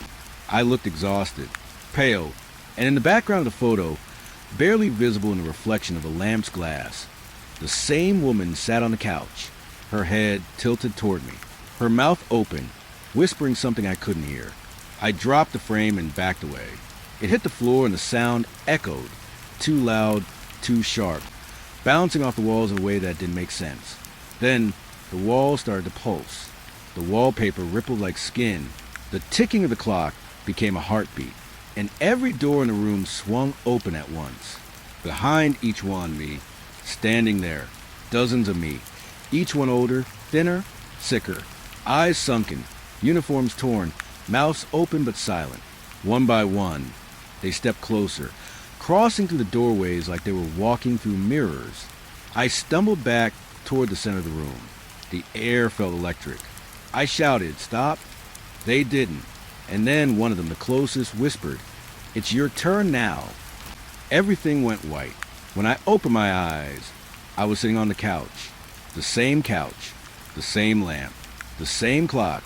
But now, I could hear someone outside, knocking on the door. A man's voice said, "Sheriff's Department. Ma'am, are you in there?" I tried to call out, but nothing came. My mouth moved, but no sound. Then the doorknob turned, and when he stepped inside, I saw him. Me, younger, confused, holding a flashlight, looking at me the same way I must have looked at her. And I understood. Every time the door opens, it isn't another room. It's another you, another loop, another version of someone who thought they could walk out. I wanted to scream, to warn him, but all I could do was whisper, the same words she did, "Don't open the last door." I remember the house being colder that night. Maybe it was just me, or maybe the air inside really did drop a few degrees after I realized there was no way out. I'd been through 6 rooms by then, all of them the same. Same couch, same table, same goddamn lamp flickering in the corner, like it was breathing. Each door leading to another version of the same living room. It was like walking through a maze built by someone who hated me personally. I stopped calling out. There was no one to answer, and my voice had started to sound strange in there, hollow, stretched, like the walls were swallowing it. I remember thinking maybe I should just wait for morning, for backup, for something. But there was no clock anymore. The ticking that had followed me through the first few rooms had gone silent. Time didn't feel right in that house. When I got to the 7th room, I noticed a difference. There was a window. It was the first real change since I'd entered. A wide, square window across from the couch, covered by thin curtains that swayed even though there wasn't a breeze. I stepped closer, drawn to it like it was a promise. Maybe I could see outside. Maybe I could see my cruiser. Something real. But when I reached the glass and looked out, I froze, because I could see the front yard, the porch, the road where my car was parked. And standing right next to it was me, my hand holding a flashlight, sweeping across the same windows I was looking out from. For a second, I thought maybe it was a reflection, but then I realized the angle was wrong. I could see the beam of his light moving, cutting through the rain that had started to fall. It wasn't reflecting off the glass. It was moving independently. I looked real, solid, same jacket, same hat, same soaked boots. The way his shoulders moved, the way he tilted his head, it was me. Exactly me. I stumbled back from the window, heart racing. My flashlight flickered across the walls. No reflection, no trick. Just a living room and that impossible window showing a version of me still outside, unaware. I whispered, "What the hell?" And then the man outside, the other me, turned his head right toward the window. Our eyes met. For a heartbeat, everything stopped. The air, the sound, even the small sway of the curtains. Then his flashlight came up perfectly in sync with mine, and the beam hit me square in the face. I threw my arm up to block it, but when I looked again, he was gone. The window showed only darkness. Just my car sitting in the rain, lights off, I took a few shaky steps closer, trying to peer through the glass again, and that's when I noticed something smeared across it from the inside. Fingerprints. Long, streaking lines, like someone had pressed both hands against the glass and dragged them down. The prints were identical to mine. I don't know how I knew that, but I did. They matched the shape, the size, even the little scar I have on my right index finger from when I cut it on barbed wire as a kid. That's when I started to feel dizzy. The room looked like it was bending, like the corners were breathing in and out. I remember gripping the windowsill just to steady myself, and feeling warmth under my hand. The wood was wet, not from condensation, from something else. I shined my light down and saw a dark streak running from the window frame down the wall, pooling near the carpet. It was blood. I jerked my hand back, my pulse thundering. The smell hit next, copper, damp like rust and rainwater. Then I heard something. A sound so soft, I almost didn't catch it at first. A faint tapping, like fingernails on glass. Tap, tap, tap. I looked up. There, on the other side of the window, was the beam of a flashlight again, moving slowly, deliberately, sweeping left to right, back and forth. And then, pressed against the glass from outside, were hands. My hands. He was out there again. Same jacket, same face. But now he was smiling. Not a real smile. Not mine. It was wide and wrong, stretching too far across his cheeks. The skin tight and pale. I shouted, or maybe I just thought I did. "Who are you?"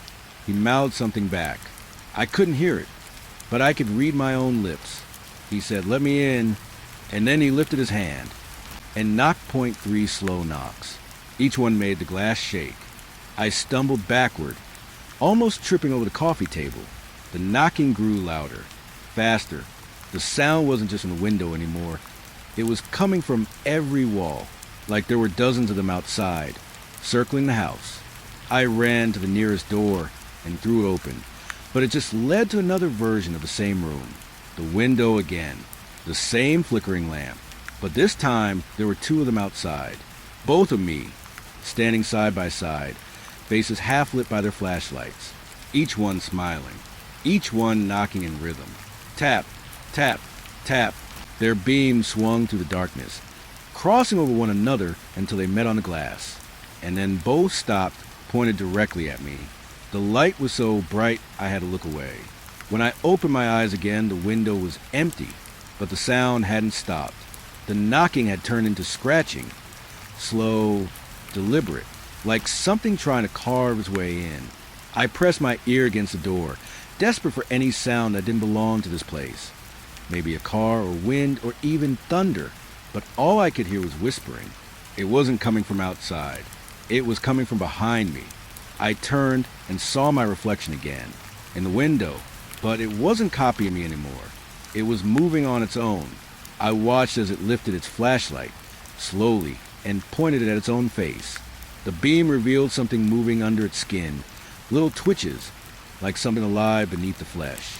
Then, without warning, it pressed its forehead against the glass and whispered in my voice, "You're still inside." The lights in the room went out. The hum of the air disappeared. And in the black, I could see faint movement in the glass. Shapes gathering, multiplying. A dozen versions of me, each one staring in, each one whispering the same words. "You're still inside. You're still inside." I stumbled back, tripping over the couch, trying to find the door, any door, but every handle I grabbed was wet. When I finally forced one open, I fell through it, landing hard on the floor. I looked up, expecting another living room, but it was my office, the same worn-out desk, the same badge hanging on the wall. For a moment, I thought I was safe, until I saw the window, rain streaking down the glass. And outside, standing in the dark, was me, flashlight in hand, watching. I walked up to glass, heart pounding, whispering to myself, "It's not real, it's not real." But as I reached out, my reflection reached too. Only this time it was ahead of me, touching the glass first. The surface rippled under his hand like water, and in that instant, I understood something I wish I hadn't. I hadn't escaped the house. The house had just changed shape. Now, I was inside the reflection, and the one outside, he was free. I remember holding the radio like it was the only real thing left in that place. It felt heavier than it should have, solid, cold, like it had soaked up everything that was wrong around me. I pressed a button on the side and said, "Dispatch! This is Unit 3 to 9. Come in." Static, not the usual kind, either. This one had a rhythm, a sort of wet, breathing noise hidden inside it. I waited, tried again. "Dispatch, do you copy?" Then a voice. At first, I thought it was her, the dispatcher, Maria. She'd worked nights for years. Always had this calm, steady tone, even when things got bad. But this voice wasn't calm. It wasn't steady. It was mine. "Dispatch, this is Unit 3 to 9. Come in." It repeated what I just said. Every pause, every breath, exactly the same. I froze. My thumb slipped off the button. Then, the voice on the radio started to laugh. Not loud, just soft, dry, like someone pretending to remember what laughter felt like. I said, "Who is this?" No answer, only static and that faint breathing. I turned the volume down, then back up again, hoping it was just feedback, maybe a cross-channel echo, but the sound didn't fade. It grew, underneath the static. I could hear voices, dozens of them, overlapping, whispering, like a room full of people trying to talk over each other in the dark. I caught fragments.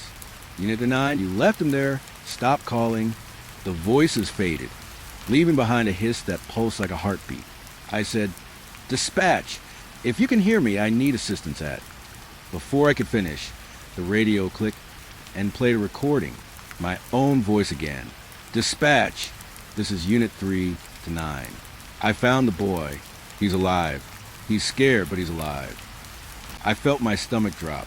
That was from 2 years ago, from the night in the woods, the night I never talked about again. I turned the volume all the way down, but the voice didn't stop. The speaker kept crackling, that memory forcing itself out.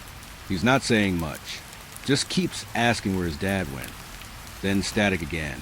I stared at the radio, my hand shaking. That call shouldn't exist anymore. It was never even logged. I'd made it from my personal channel, off the record, and yet it was playing. I pressed the power button. Nothing. I pulled the battery out. Still nothing. The speaker stayed alive, faint but steady, whispering pieces of my own words. He ran off when he saw the light, said something about the man in the trees. My throat tightened. I could still remember that night. The smell of rain, the boy's muddy face, the flashlight beam flickering between the trees. I'd told myself what happened after that wasn't my fault, that the scream I heard from the woods wasn't real. But now, hearing that call again, word for word, it felt like the house was mocking me. I took a step back, breathing hard. "Stop," I said. "Just stop." The voice stopped mid-sentence. Then silence. I almost laughed from relief until another recording started. Different tone this time. Lower. Tired. It was me again, but older. "Dispatch, this is Unit 3 to 9. There's no one left in the house, but I can still hear them upstairs." My blood ran cold. That was tonight. I hadn't even said that out loud yet. The voice kept going, calm but strained. "They're not answering me anymore. I think they know I can't hear them. I think they're..." A sound cut it off. A scream. Mine. Loud, raw, echoing through the static until it dissolved into a low hum. I dropped the radio. It hit the floor, and the noise cut out instantly. The room went quiet again. The kind of quiet that presses on your eardrums, makes you feel like the world's holding its breath. I knelt down, staring at the radio on the floor. The red light blinked once, then again, then a third time. 3 slow pulses, each one syncing with my heartbeat. I picked it up carefully. The casing felt warm, almost alive. I didn't press any buttons this time. I just listened. At first, nothing. Then, faintly, like a whisper through water, I heard a child's voice. "Why did you leave me?" The air went out of my lungs. The boy, the one from the woods. "No," I said. "No, you're not real. You're not." The radio crackled again, cutting me off. "You said you'd come back." I backed away until I hit the wall. My hand brushed the window, the same one I'd seen myself through earlier. The glass felt warm now, too, almost the same temperature as the radio. I didn't want to look, but I did. And there I was again, outside, this time closer. His flashlight, my flashlight, pointed straight at the house, straight at me. The radio crackled louder. "He's right there," the child's voice said, behind the glass. I turned the radio off, or tried to. It didn't matter. The voices kept going. Now they were inside the room, echoing softly, layered versions of my own calls. "Dispatch! I need assistance." Subjects not breathing. "There's blood on the wall." "Why won't anyone answer?" Over and over. Each one slightly warped, slower, like the tape was melting. I covered my ears, but it didn't help. The sound wasn't coming from the speaker anymore. It was coming from the walls. Like the house had swallowed every call I'd ever made, and now it was giving them back. Every word I'd tried to forget. Every night I'd stayed quiet when I should have called for help. All of it, echoing, accusing, overlapping until it sounded like something alive. I screamed, not out of fear, out of desperation. The sound cut through everything for 1 second, and all the voices stopped. Then, through the static, I heard one last recording. "Calm, flat, Unit 3 to 9, this is dispatch. We've been trying to reach you." I froze. "Maria?" I said, my voice shaking. "Please confirm your location," she said. I almost cried. The old Weller house. 47, Route 9. "I'm here. I'm still here." Silence. Then the voice said, "No, you're not." Static again. "No," I said. "No, don't do this." "You left your radio on." The voice continued. "We heard everything. The screaming, the calls." I whispered. That wasn't me, but the radio disagreed. A distorted playback started again, my own voice, warped and slowed down. "It's me, Maria. I'm inside. Please answer. I can't find the door. I can't." I stared at the speaker. That wasn't my call. I never said that. Then, softly, under the distortion, came a different sound. Footsteps. Slow. Heavy. Right behind me. I turned. No one. Just the dark reflection of myself in the window. And yet, the footsteps kept going. Circling. Pacing. Then the radio whispered one last thing, just before it went dead. "You're not calling out. You're answering." And with that, the red light on the radio blinked one final time, and stayed on. Even now, I can still hear it sometimes. That faint hum through the static, like a heartbeat waiting on the other end of the call. And I know, if I press that button again, I'll hear myself pick up. I left the house before sunrise. Didn't even look back. Didn't grab a change of clothes. Didn't call anyone.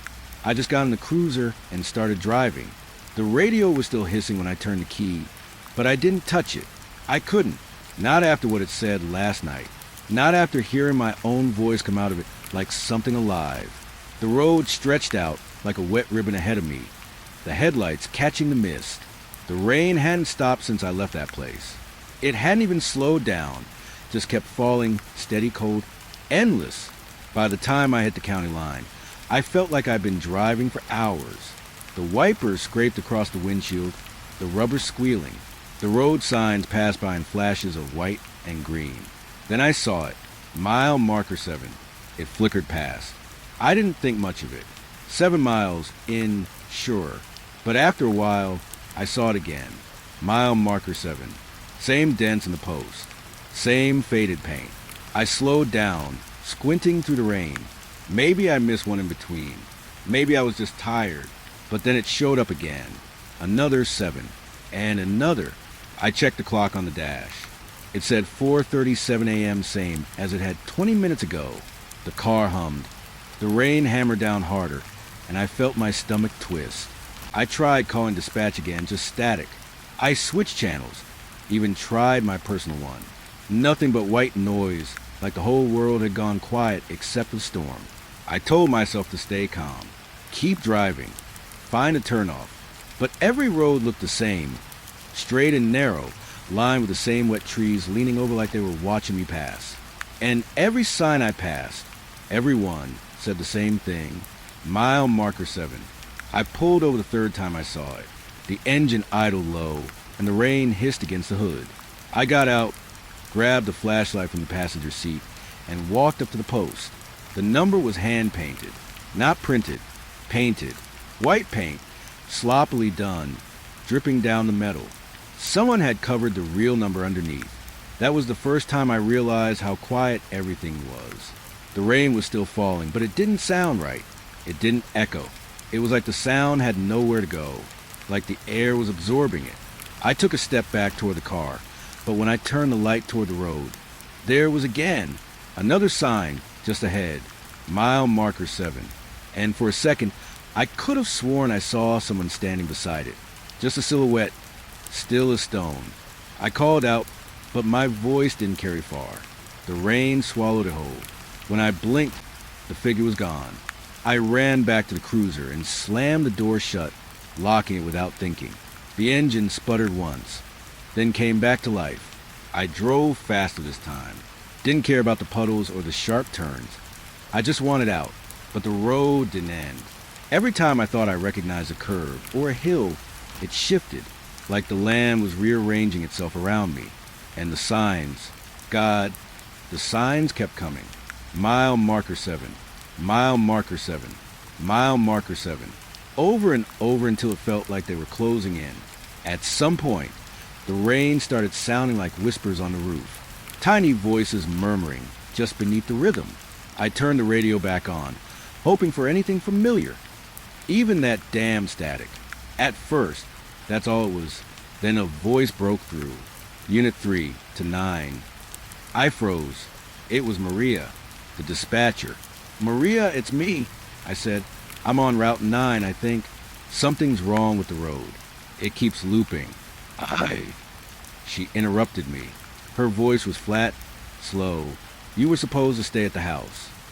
I gripped the wheel tighter. What? You left it open, she said. Her tone didn't change. No emotion, just that same steady rhythm. I don't understand. You shouldn't have left it open.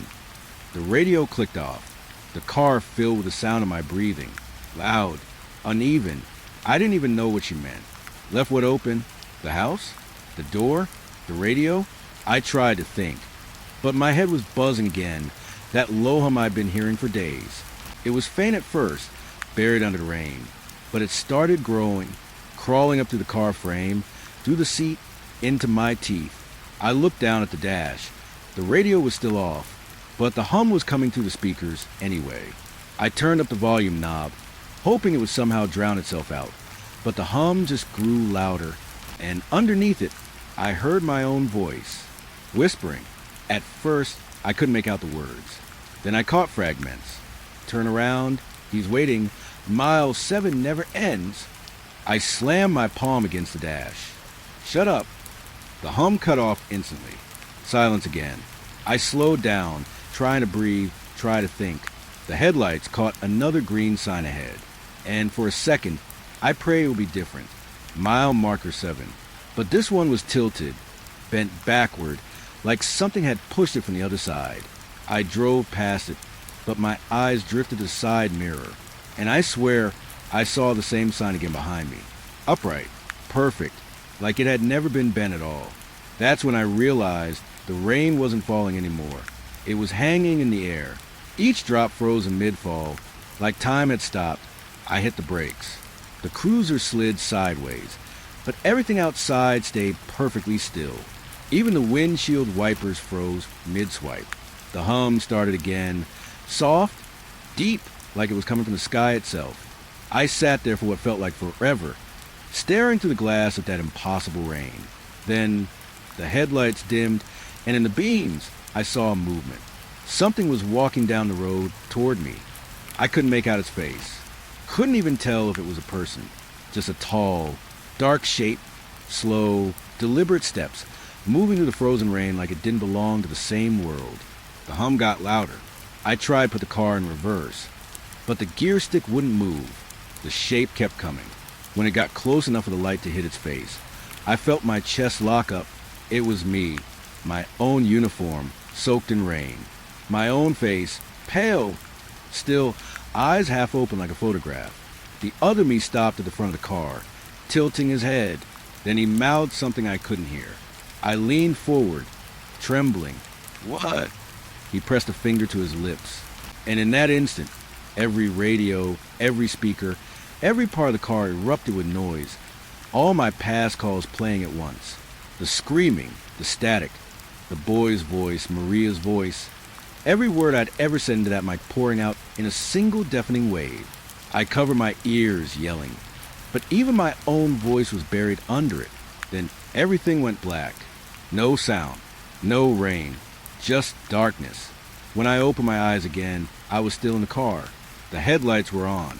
The rain had started falling normally again. I looked out the window. The road was clear.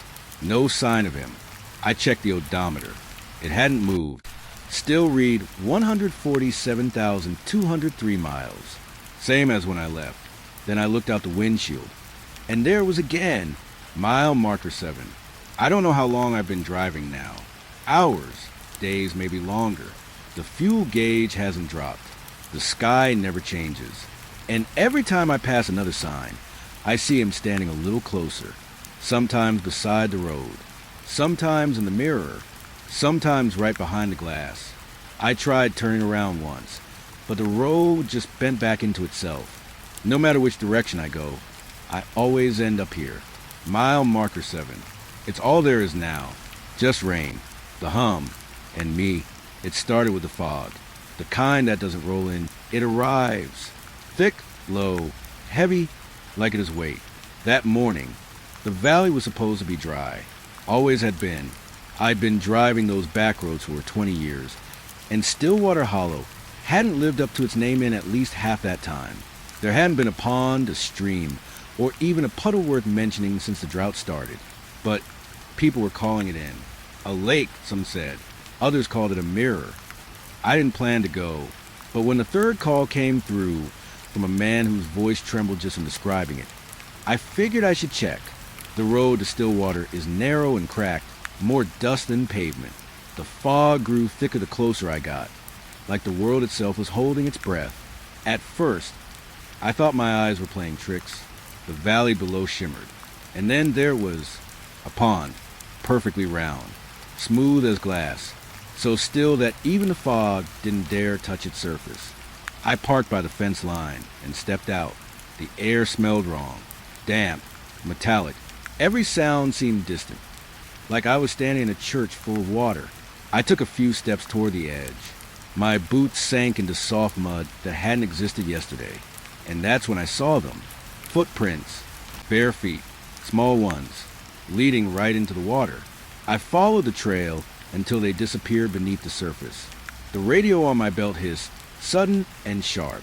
I jumped. Unit 12, you at Stillwater? It was Deputy Henson. Yeah, I said, steadying my voice. I'm here. There's something. Looks like a new pond. Copy that. Locals say they saw someone out there. I stared at the glassy surface. Someone. Yeah, Henson said. A girl. The line crackled. Then silence. I crouched at the edge, the fog shifting around me. I don't know what I expected to see. A reflection, maybe, or a shape under the water. But I couldn't see anything except my own face looking back. And it looked wrong. Like the reflection was a half second behind me. The breeze picked up, carrying a sound. Soft ripples brushing against the shore. And then a voice. Faint. Just one word. Sheriff. I froze. The sound came from the water. I stepped back, my boots slipping in the mud. My pulse hammered, so hard it felt like it was trying to climb out of my chest. The voice came again, softer this time. Sheriff. It wasn't fear that hit me. It was something colder. Recognition. Because I knew that voice. I hadn't heard it in months, but I'd know it anywhere. A teenage girl, 17, missing since last spring. Her name was Lila Kerr. We'd searched for her for 2 weeks before the case went cold. And now, somehow, here in this place that shouldn't exist, she was calling my name. The radio hissed again, louder now. Feedback screeching through the static. Sheriff, you copy? You all right? I didn't answer. Couldn't, because when I looked back at the pond, there was movement.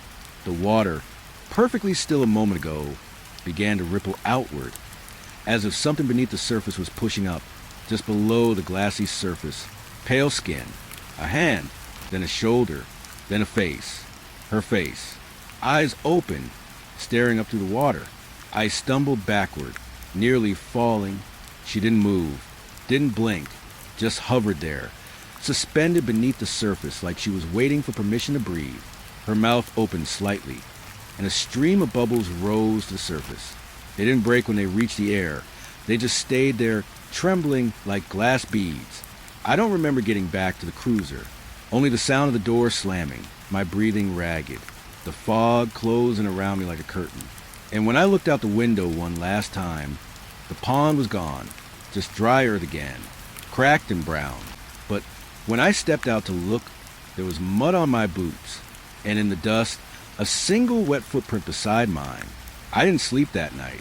Every time I closed my eyes, I saw her, those pale eyes, open underwater, waiting. By morning, I convinced myself I'd imagined it.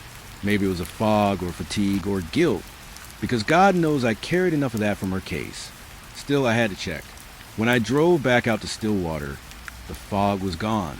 The sky was gray and flat. The air colder than it should have been. And the pond, it was there again. Bigger this time.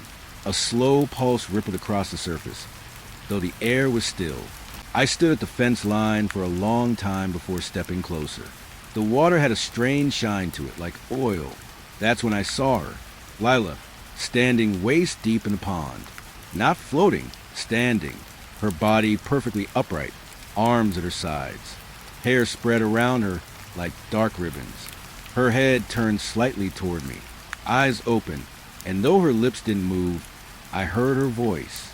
Clear, close. You never found me. I wanted to move, to run, to do anything, but I couldn't. Every muscle locked tight. I called, she whispered. You didn't come. The words weren't sound. They were inside my head, sliding around my skull like smoke. I swallowed hard. Lila, I tried. We. The water shifted around her, spreading out in circles that reached my boots. You stopped looking. Her eyes rolled white for a second, and I felt it like a pulse in the ground. A thud, low and deep under my feet. The water darkened.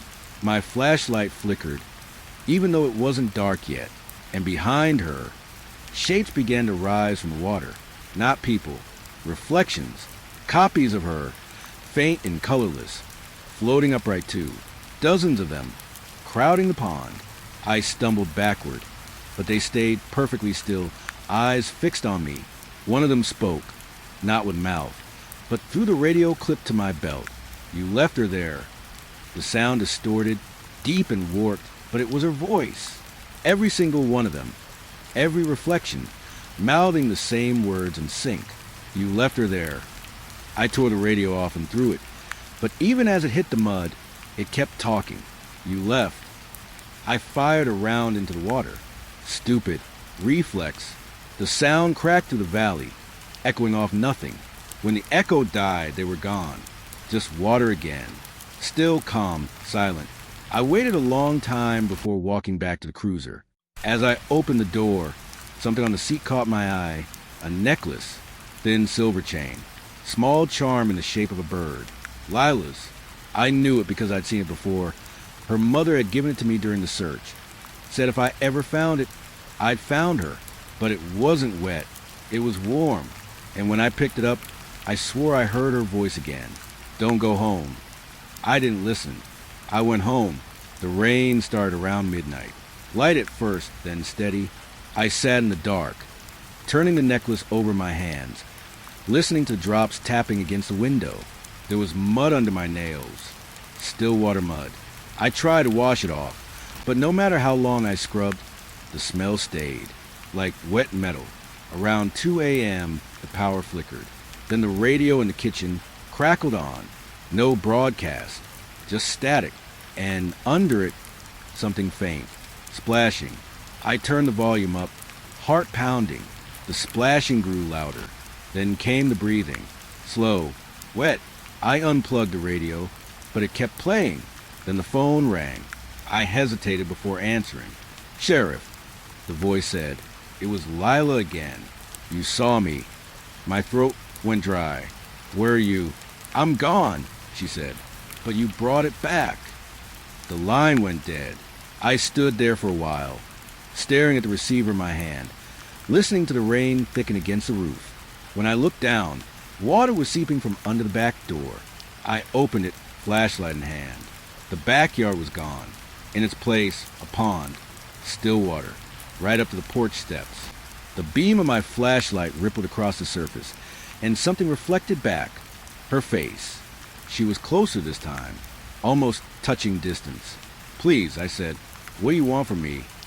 She tilted her head, the way she used in the photos, the ones from before, to be found. The air was so cold it hurt to breathe. I took one step forward, and the water swallowed the light.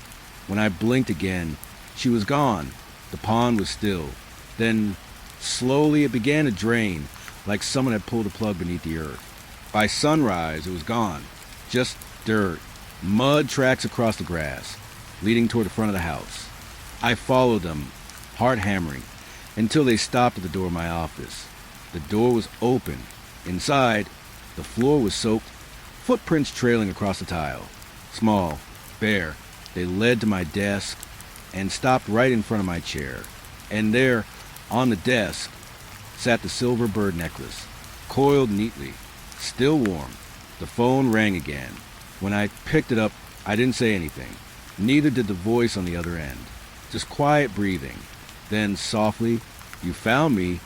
Click. I hung up and looked out the window. The fog was back, rolling low across the fields, swallowing the horizon. And somewhere beneath it, I swear I saw the shimmer of water again, like the pond had never really left, like it was waiting. It was raining the night the trailer burned, not a soft rain or a drizzle.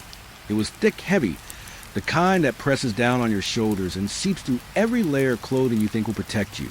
The kind of rain that makes the world smell like wet wood and ash before anything actually burns. I remember driving down that back road, wipers screaming across the windshield, and thinking that maybe, just maybe, the storm would wash it all away. The fire had already eaten through the aluminum siding when I arrived. Smoke was rolling into the low clouds, thick and black, but the rain had softened its edges, made it look almost unreal, like someone had painted the sky in shades of gray and orange, then left it to dry. The smell hit me before I even stepped out of the cruiser. Burnt wood, plastic, and something else. Iron, copper, blood. I didn't know yet, but my stomach churned anyway. I remember the silence. The storm made noise, yes, but there were no voices. No crying, no sirens, no footsteps in the mud. Just the rain, dripping off the charred eaves, hissing as it touched the hot earth. I found the whiskey bottle first. Empty, lying near the front tire, slick with rain. I stared at it a long time, thinking maybe it had been there before the fire, left behind by someone who couldn't face the night sober. Or maybe by someone who had caused it. I should have called backup. I should have waited. But I didn't. I pulled my jacket tighter around me and walked toward the trailer. The door had collapsed inward. The metal frame twisted, melted in places. Inside, I could see the skeleton of what had once been furniture. I didn't step too far in. I didn't want to disturb anything. It was almost better to observe from the edge, to let the rain do its work. I found one of the kids' toys. A small plastic truck, half melted, lying in a pool of water and ash. I picked it up with gloved hands. It was sticky cold and smelled like burnt sugar. I didn't put it down. I couldn't. Something about the silence was suffocating. The storm roared, but the world inside that fire zone fell hollow. I thought I heard a voice. Just one. "Sheriff." I spun around, but there was no one there, just the rain, just the mist rising from the soil. I pulled out my radio. "Henson, you copy?" Static, and then a faint crackle. "Unit 12, he said. "Are you at the scene?" "Yes," I said, though I didn't feel like I was. Everything's gone. The rain soaked through my clothes. My gloves were slippery. I reached down to touch the floor of the trailer. The ground was soft, wet, still warm in places where the fire hadn't completely destroyed it. I thought I saw footprints. Bare, tiny, smudged into the ash. I thought I saw shadows move between the charred walls. But the rain washed them out almost immediately. I didn't sleep that night. Sat in the cruiser, staring at the trailer, drinking coffee that was already cold, thinking about the family, thinking about what the smell of burnt flesh would leave behind. The storm hit a lot. It hid the screams, the evidence, and maybe even the truth. I didn't want to see it, but I knew some things weren't accidents. And I had a feeling the rain wasn't just washing away ash, it was washing away guilt. By daylight, the storm had eased, but the air was heavy, thick with smoke and damp earth. I returned to the trailer, with Henson this time. He hadn't seen it yet. I couldn't warn him. Not really. We picked our way through the mud, stepping over melted siding, warped floorboards, and a few pieces of what might have been the family's belongings. Everything was blackened and slick. It felt like walking through a graveyard where the markers had all melted into the dirt. I reached down into the center of the trailer, where the fire had burned hottest. There was something small, metal, and oddly familiar among the ashes. I picked it up. It was a badge. Not any badge. Mine. Melted, warped, the insignia barely legible. I held it up, turning it in the weak sunlight. The rain from the night before had dried into a film over the metal. But I could see the shape. The eagle, the stars, the little letters I'd worn for 20 years. And I didn't understand. I hadn't been here. I hadn't been near this fire. Henson spoke, voice quiet. "Sheriff, what is it?" I didn't answer at first. I stared at the badge in my hands. The metal was hot, or it felt hot. My fingers burned, though I knew it was cold. I thought about the night, the bottle, the fog of whiskey and rain. And then I remembered the whispers. Not the wind, not the storm. Voices. Voices I hadn't wanted to hear. "Did you do it?" I dropped the badge. It bounced off the ash and rolled into a charred corner. The sound seemed too loud. Henson followed my gaze. "Sheriff." I shook my head, trying to clear the images from my skull. The burned furniture, the toys, the footprints that never made sense. Footprints that had led right to the badge. I crouched again, picking through the ashes. Every step, every movement felt wrong, like the trailer remembered. I found pieces of toys, melted shoes, fragments of photo. The faces were unrecognizable, char beyond recognition. But the shapes told me the truth. This wasn't an accident. It had been deliberate. And I had known. I had helped. The realization hit me like a hammer. I'd spent my career telling myself I was protecting people, doing what was right. But now, standing in that wet, blackened trailer, I saw the line between justice and convenience blur. I remember the phone call, the frantic voices pleading for help, the files that never made it to the desk. I didn't say anything to Henson. Couldn't. I let him think the scene was tragic, accidental, unpreventable. But inside me, the guilt was growing, pressing down like the storm had the night before. I walked out of the trailer, hands coated in ash and soot. The mud under my boots squelched with every step. The badge had burned, but the memory hadn't. And I knew the truth would follow me, just like the storm. The next morning, I went to the archives. Rows of boxes, files stacked high, the smell of mildew and paper pressing against my face. I should have left it alone, but I couldn't. I started looking for the family. Kerr family, according to dispatch. Jones family, according to my memory. There was nothing. No fire report. No missing persons report. No notation anywhere. The room felt smaller, claustrophobic. I ran my fingers along the edges of the boxes, pulling file after file. Paper cracked under my grip. Nothing. I checked the logs of my own calls from that night. Not a word about the trailer. No entry. I opened the duty roster. The pages smelled like dust and oil. The names were familiar. All the deputies accounted for except the one who called it in, which didn't make sense. I sank into the chair. The room spun. I tried to remember what I'd done the night of the fire. The bottle, the rain, the ash, my own hands blackened. It didn't add up, because the family, they never existed, at least not on paper. I went home, but the house felt different. Every corner, every shadow seemed to stretch farther than it should. The walls whispered. and on my desk, a single charred fragment, the badge warped and blackened. Sitting on the papers I'd just filed away. I didn't put it there, but it didn't matter. I knew the truth. The fire had been deliberate. The family had been real. And the department, my department, had helped hide it. I didn't call anyone. I didn't report it. Couldn't. The storm from that night had left more than mud and ashes. It left a conscience broken, twisted, burning. I could hear the rain outside, falling softly, persistently. It masked the sound of my own breathing. But I knew the truth. And one day, the rain wouldn't be able to hide it anymore. I held the melted badge in my hand and felt the weight of all the things I'd done. The lies, the cover-ups, the deaths. I'd carried them for years. And now, they were alive again. The trailer didn't exist. The family didn't exist. But the memory, the guilt, the fire, they would never leave me. I put the badge down, sat back, and listened to the rain. I haven't slept in days. Not the kind of sleep where your body rests and your mind wanders freely. Not the kind that makes you forget the long hours of fog, of rain, of the things that shouldn't be. Just a restless, half-conscious state, where the ceiling blurs into gray and every shadow on the wall feels like it's breathing. The house smells like wet soil, not the garden soil or the dirt on the back road. No, this is different. Heavy, damp, clinging to the walls and floorboards, like the rain itself seeped in and refused to leave.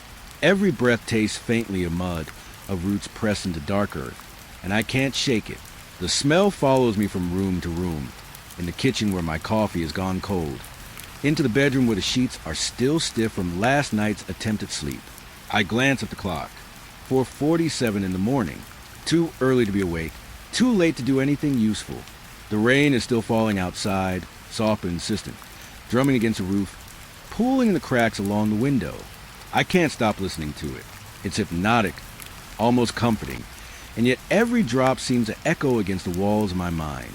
I drag myself to the window. The glass is streaked, drops running in lazy rivulets as if they're trying to reach the ground in secret.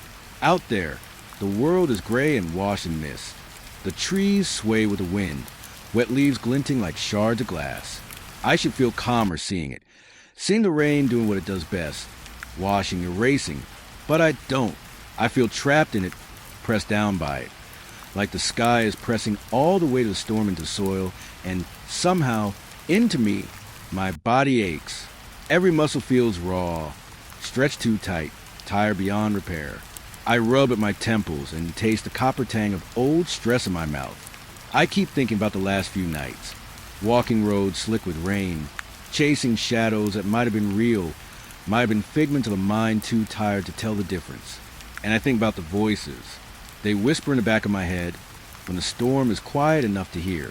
Not people, exactly, not words you can hold on to, just murmurs, fragments, questions that seem to crawl along the walls of my skull, like insects you can't brush away.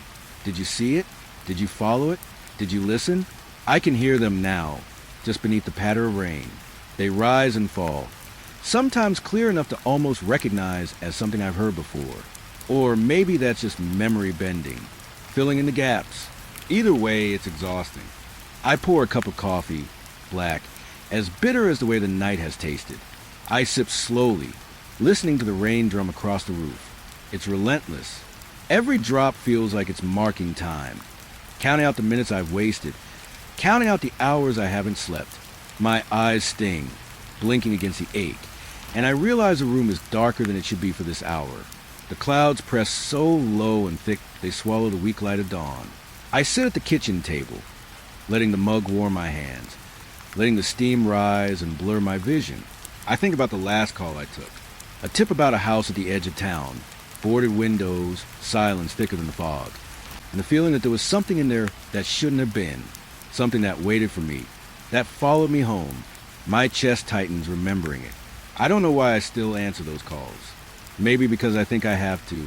Maybe because the silence is worse than whatever waits in the rain. But the rain always comes back. It doesn't wait for permission. It doesn't care if I'm ready. It just falls, keeps falling, soaking everything, covering tracks, erasing footprints, washing the world clean. Or maybe just washing it for the people who aren't looking close enough. The smell of wet soil grows stronger as I sit there. It creeps in from the floorboards, from the mud. I dragged it on my boots the other night. It feels alive, moving along the edges of the room, curling up under the door, pressing against my ankles. I reach down and rub my fingers across the floor. It leaves a smear of dampness, a thin film that clings to my skin even after I wipe it on a towel. I think about sleep. The last time I slept was before the storm came, before the calls started, before I saw what I can't unsee. The nights blur together now. The rain, God, the rain makes everything worse. Each drop seems to echo across the valley, bouncing off trees and walls, pressing into my chest as if it knows exactly how heavy guilt can be. I look around the house. Empty, silent, but I can't shake the feeling that something is moving just beyond my sight. A flicker of shadow in the corner of my eye, a whisper caught in the hum of the rain on the roof. My heartbeat quickens. I tell myself it's exhaustion, but the voice in my head whispers otherwise. You know it's there. You know it's waiting. I rub my hands over my face. The skin is damp, sticky with coffee and sweat. I taste it, and the bitterness makes my stomach knot tighter. The house smells worse now, almost choking me. The rain has made it worse. Soaked to the walls, the floor, the furniture, leaving everything with that wet, earthy scent that sticks in your lungs. I sit back in the chair, the mug in my hands, and try to remember the last normal night I had, but it slips away like smoke through fingers. I remember the empty streets, the dark clouds, the feel of mud on my boots. I remember the smell of wet soil outside the trailer, where I shouldn't have gone, where I thought I was alone. I take a sip of coffee. It's lukewarm now, not hot enough to fight the cold that has settled into my bones.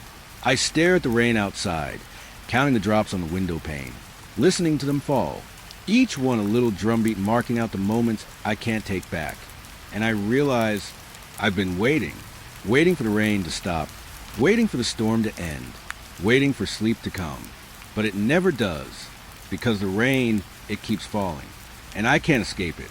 No matter how many times I close my eyes, no matter how many doors I lock, no matter how far I drive down these endless, slick back roads, it's still falling, and it's still waiting.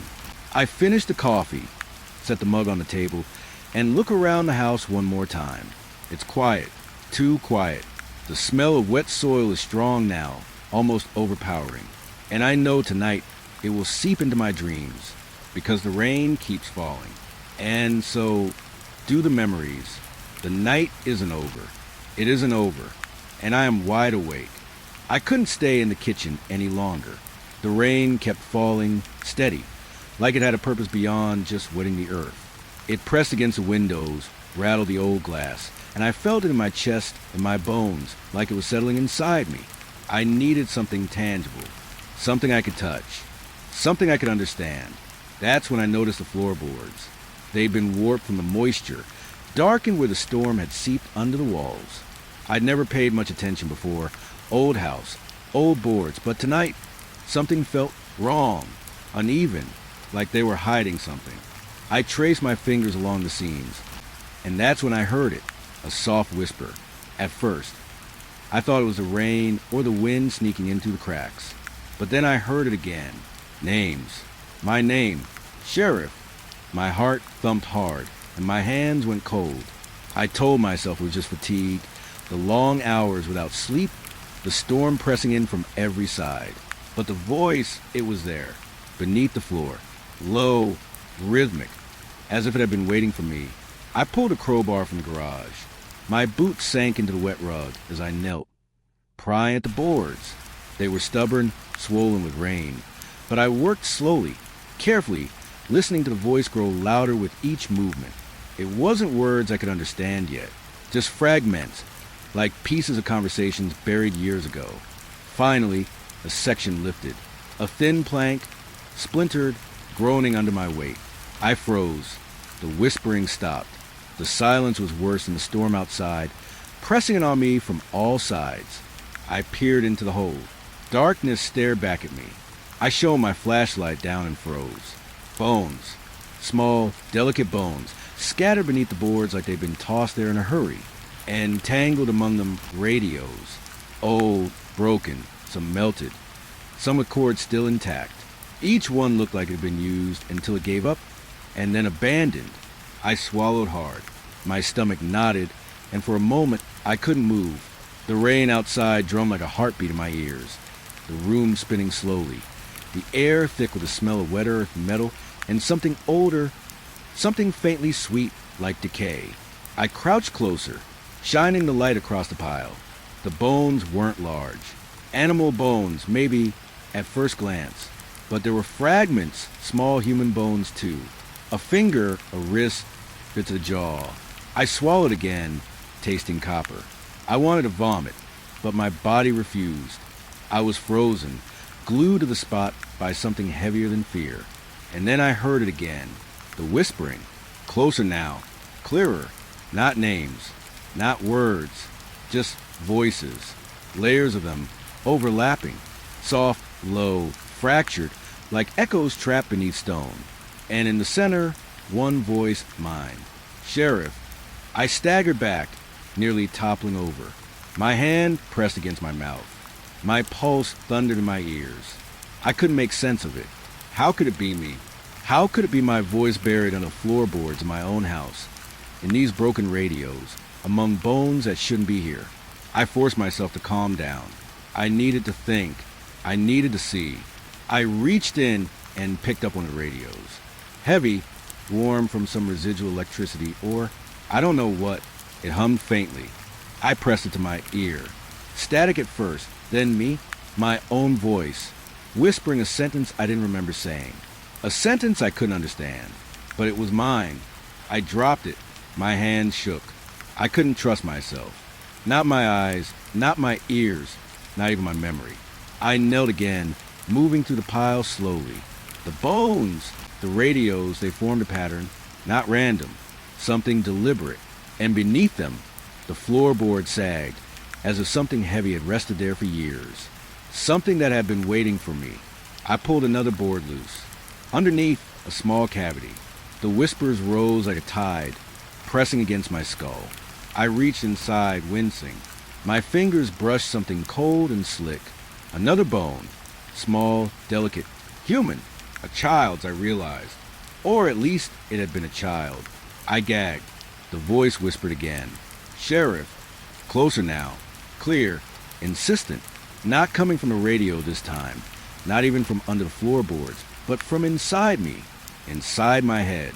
I pressed my hands to my ears, rocking back and forth. The storm outside didn't matter anymore. The rain was just background noise. The whispering was louder than anything, pressing in from all directions, and I could see it.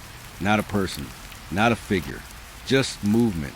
Shadows shifting under the boards, twisting like smoke, rising to meet me, and in the shadows, eyes. Hundreds of them, small, faintly glowing, staring, judging, waiting. I stumbled backward, knocking over the flashlight. Its beam danced across the ceiling, across the walls, catching the broken radios, the bones, the splintered wood. I could see fragments of myself reflected in the metal surfaces, fragmented and warped. And I knew I had been here before. Somewhere I didn't want to remember. The whispering grew louder. It formed words now, choppy, disconnected, but unmistakable. Why did you leave?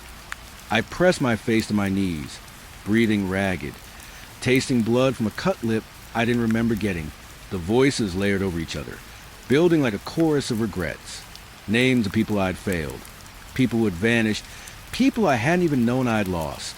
And at the center, my voice, accusing, endless, repeating questions I could not answer. I forced myself up. I couldn't stay on the floor, not with them under it, not with it whispering my name. I grabbed a piece of wood and started pulling the boards off, hurling radios aside, scattering bones across the floor. My hands were raw, my nails broken, my knuckles bleeding, but I didn't stop. I needed to see everything. I needed to know what it wanted from me. The smell hit me then, worse than wet soil, worse than rain on mud. Metallic, sweet, putrid, a smell that belonged to decay, to things left too long, to truths hidden. And I understood then that the house itself, the floorboards, they had been keeping something locked away. Something that had been calling me all along. I found more bones, more radios, more scraps of paper and wire tangled together. Some of the radios hummed faintly as if alive. I picked one up. Static hissed, then voices layered over the hiss.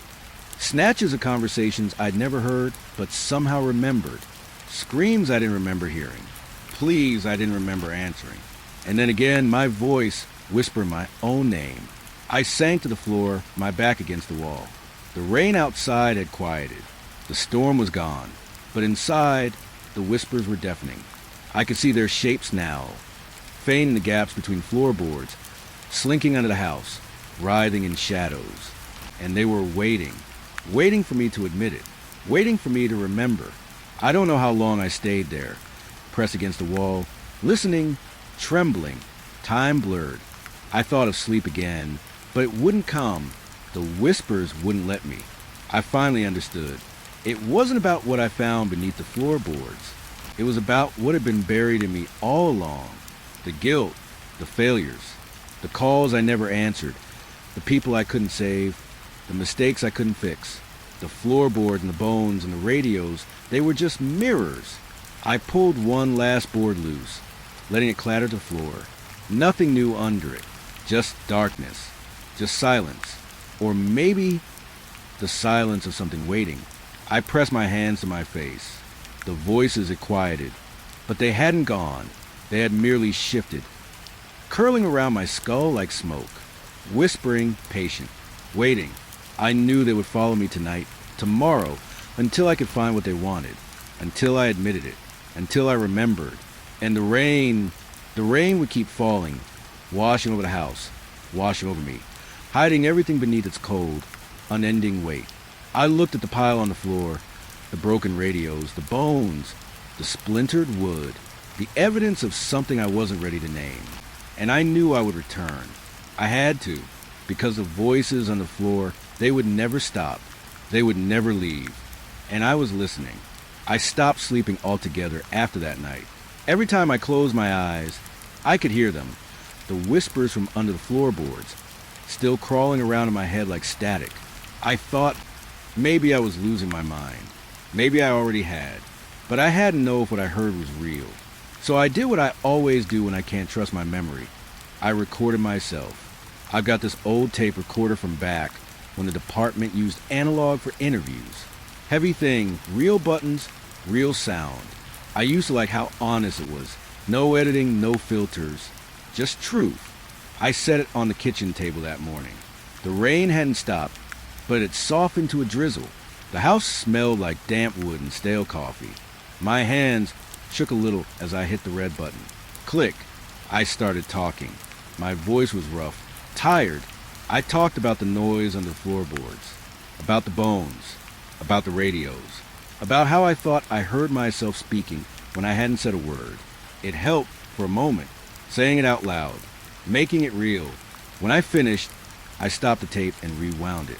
I wanted to listen, to prove to myself that it was all just exhaustion.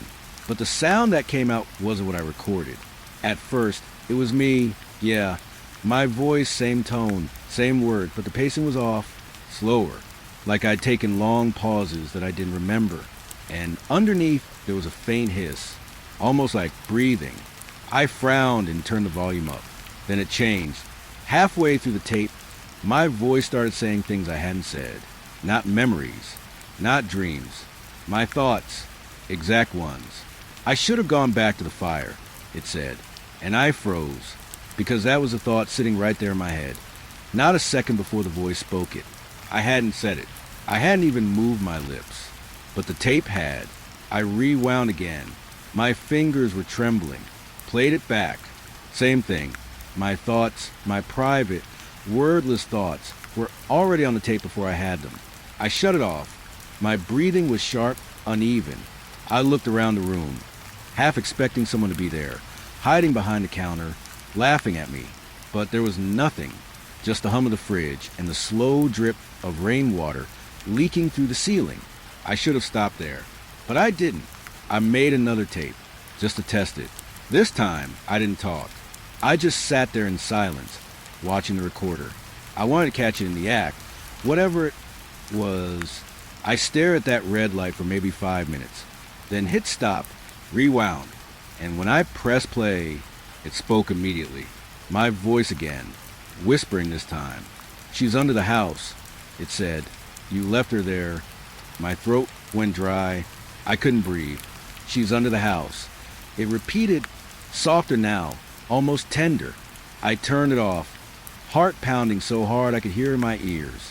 I didn't know who she was. I didn't want to know. But the voice, my voice, said it with a kind of certainty that made me feel sick. Like it wasn't guessing. Like it remembered something I didn't. I stood up, stumbled to the sink, and splashed water on my face. The house felt smaller suddenly. The walls were too close. The air too thick. I looked down at the recorder. The red light blinked again. I hadn't touched it. It was recording on its own. I yanked the cord out of the wall, ripped the batteries out. The light flickered once, then died. I thought that was the end of it. But when I turned around, I realized every tape I'd ever made, every box stacked in the corner, every old evidence reel from the station, was humming, softly, 100 tiny, faint vibrations, all in sync. I couldn't move. I could feel the sound more than hear it, buzzing through the floor, through my shoes, crawling up my legs. I grabbed one of the old cassettes and held it up to my ear, and it whispered, "Don't unplug me." I dropped it. It clattered against the tiles, unspooling like a gutted animal. That's when the smell came back. Wet soil, burned metal, the same smell from a fire years ago, the same night I've tried to forget. I knew what this was now. The tapes weren't haunted by ghosts. They were haunted by me, by everything I'd buried. I went to the living room, opened the old trunk where I kept the case files.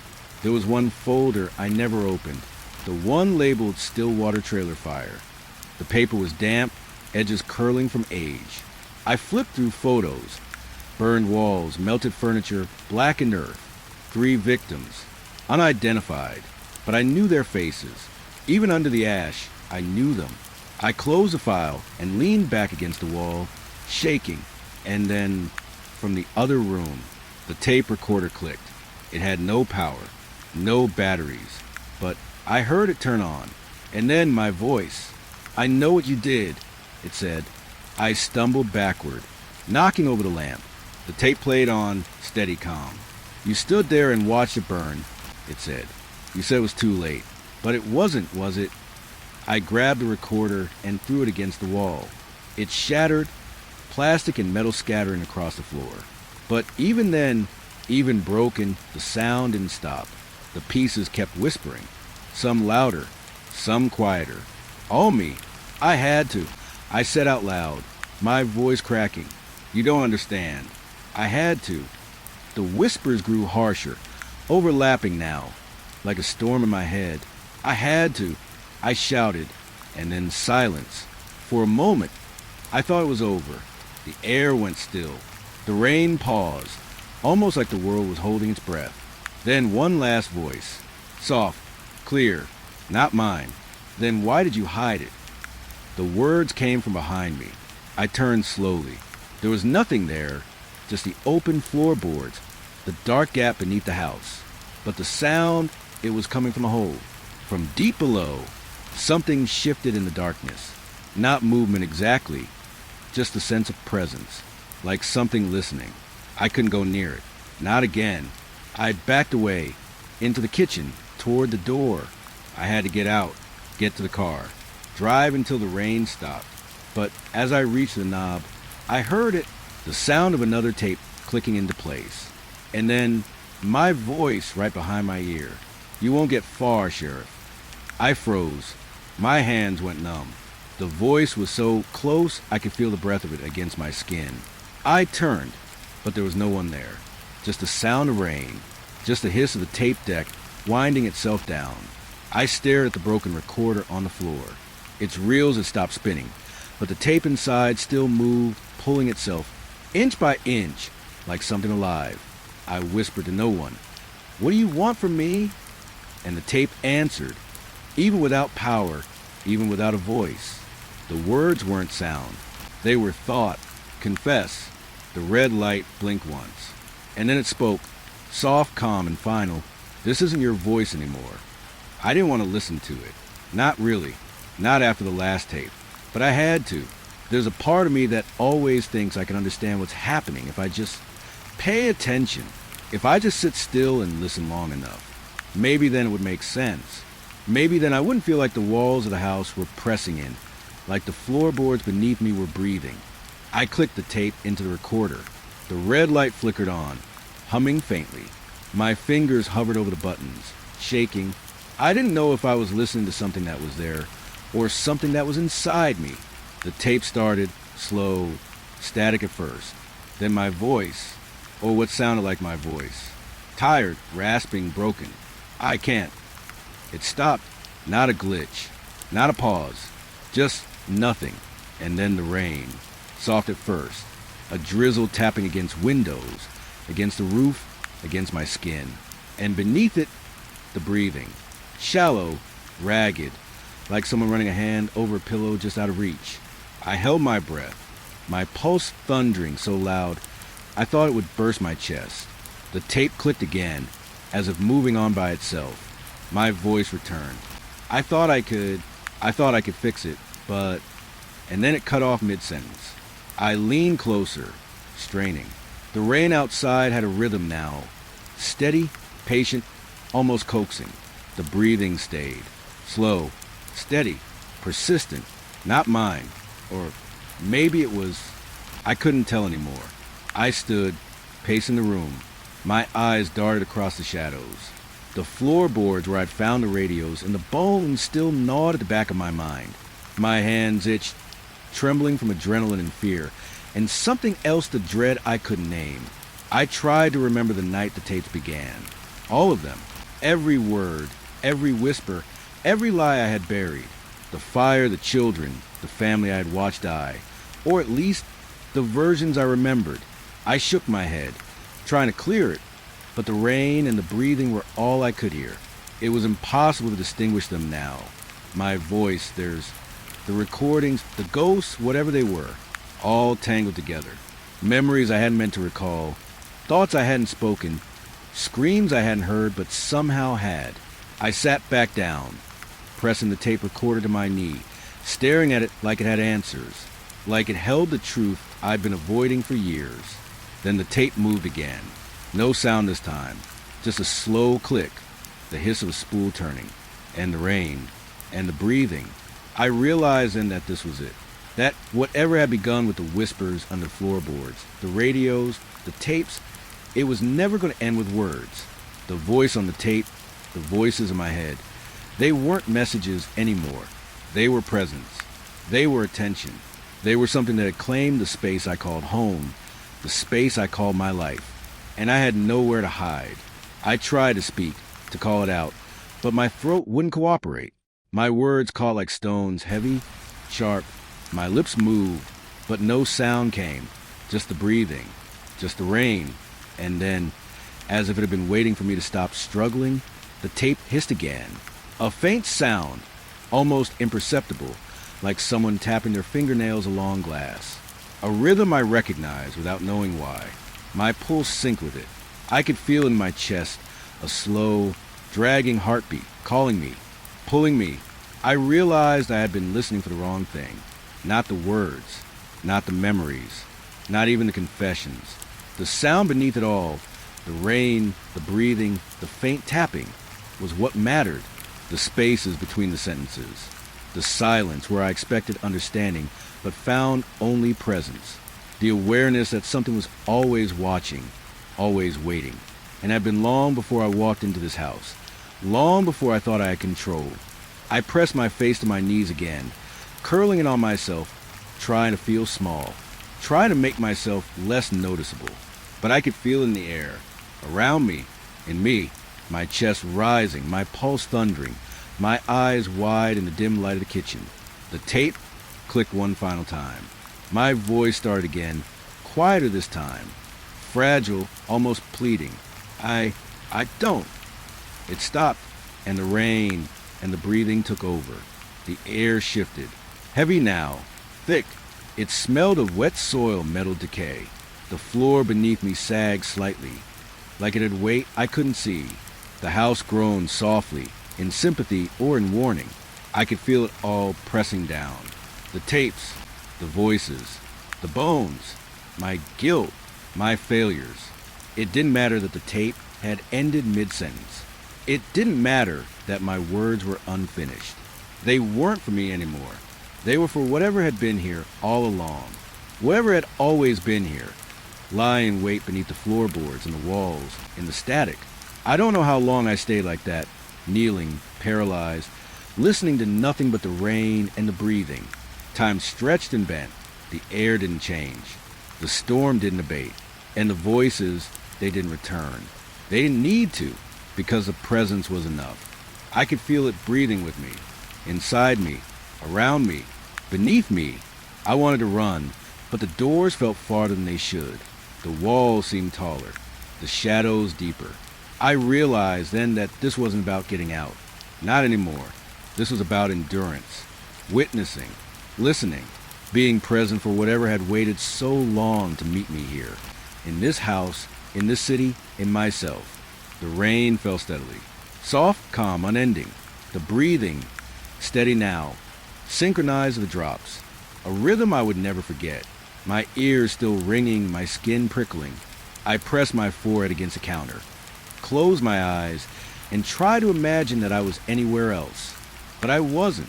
I would never be anywhere else again. The tape lay in the recorder, silent now. My voice never returned. Only the sound of rain. Only the slow, measured breathing. Only the awareness of presence. And somewhere, beneath it all, the unfinished sentence I would never finish. The last word that weren't mine, but somehow always were. Click. The red light on the recorder blinked once. And then nothing except the rain and the breathing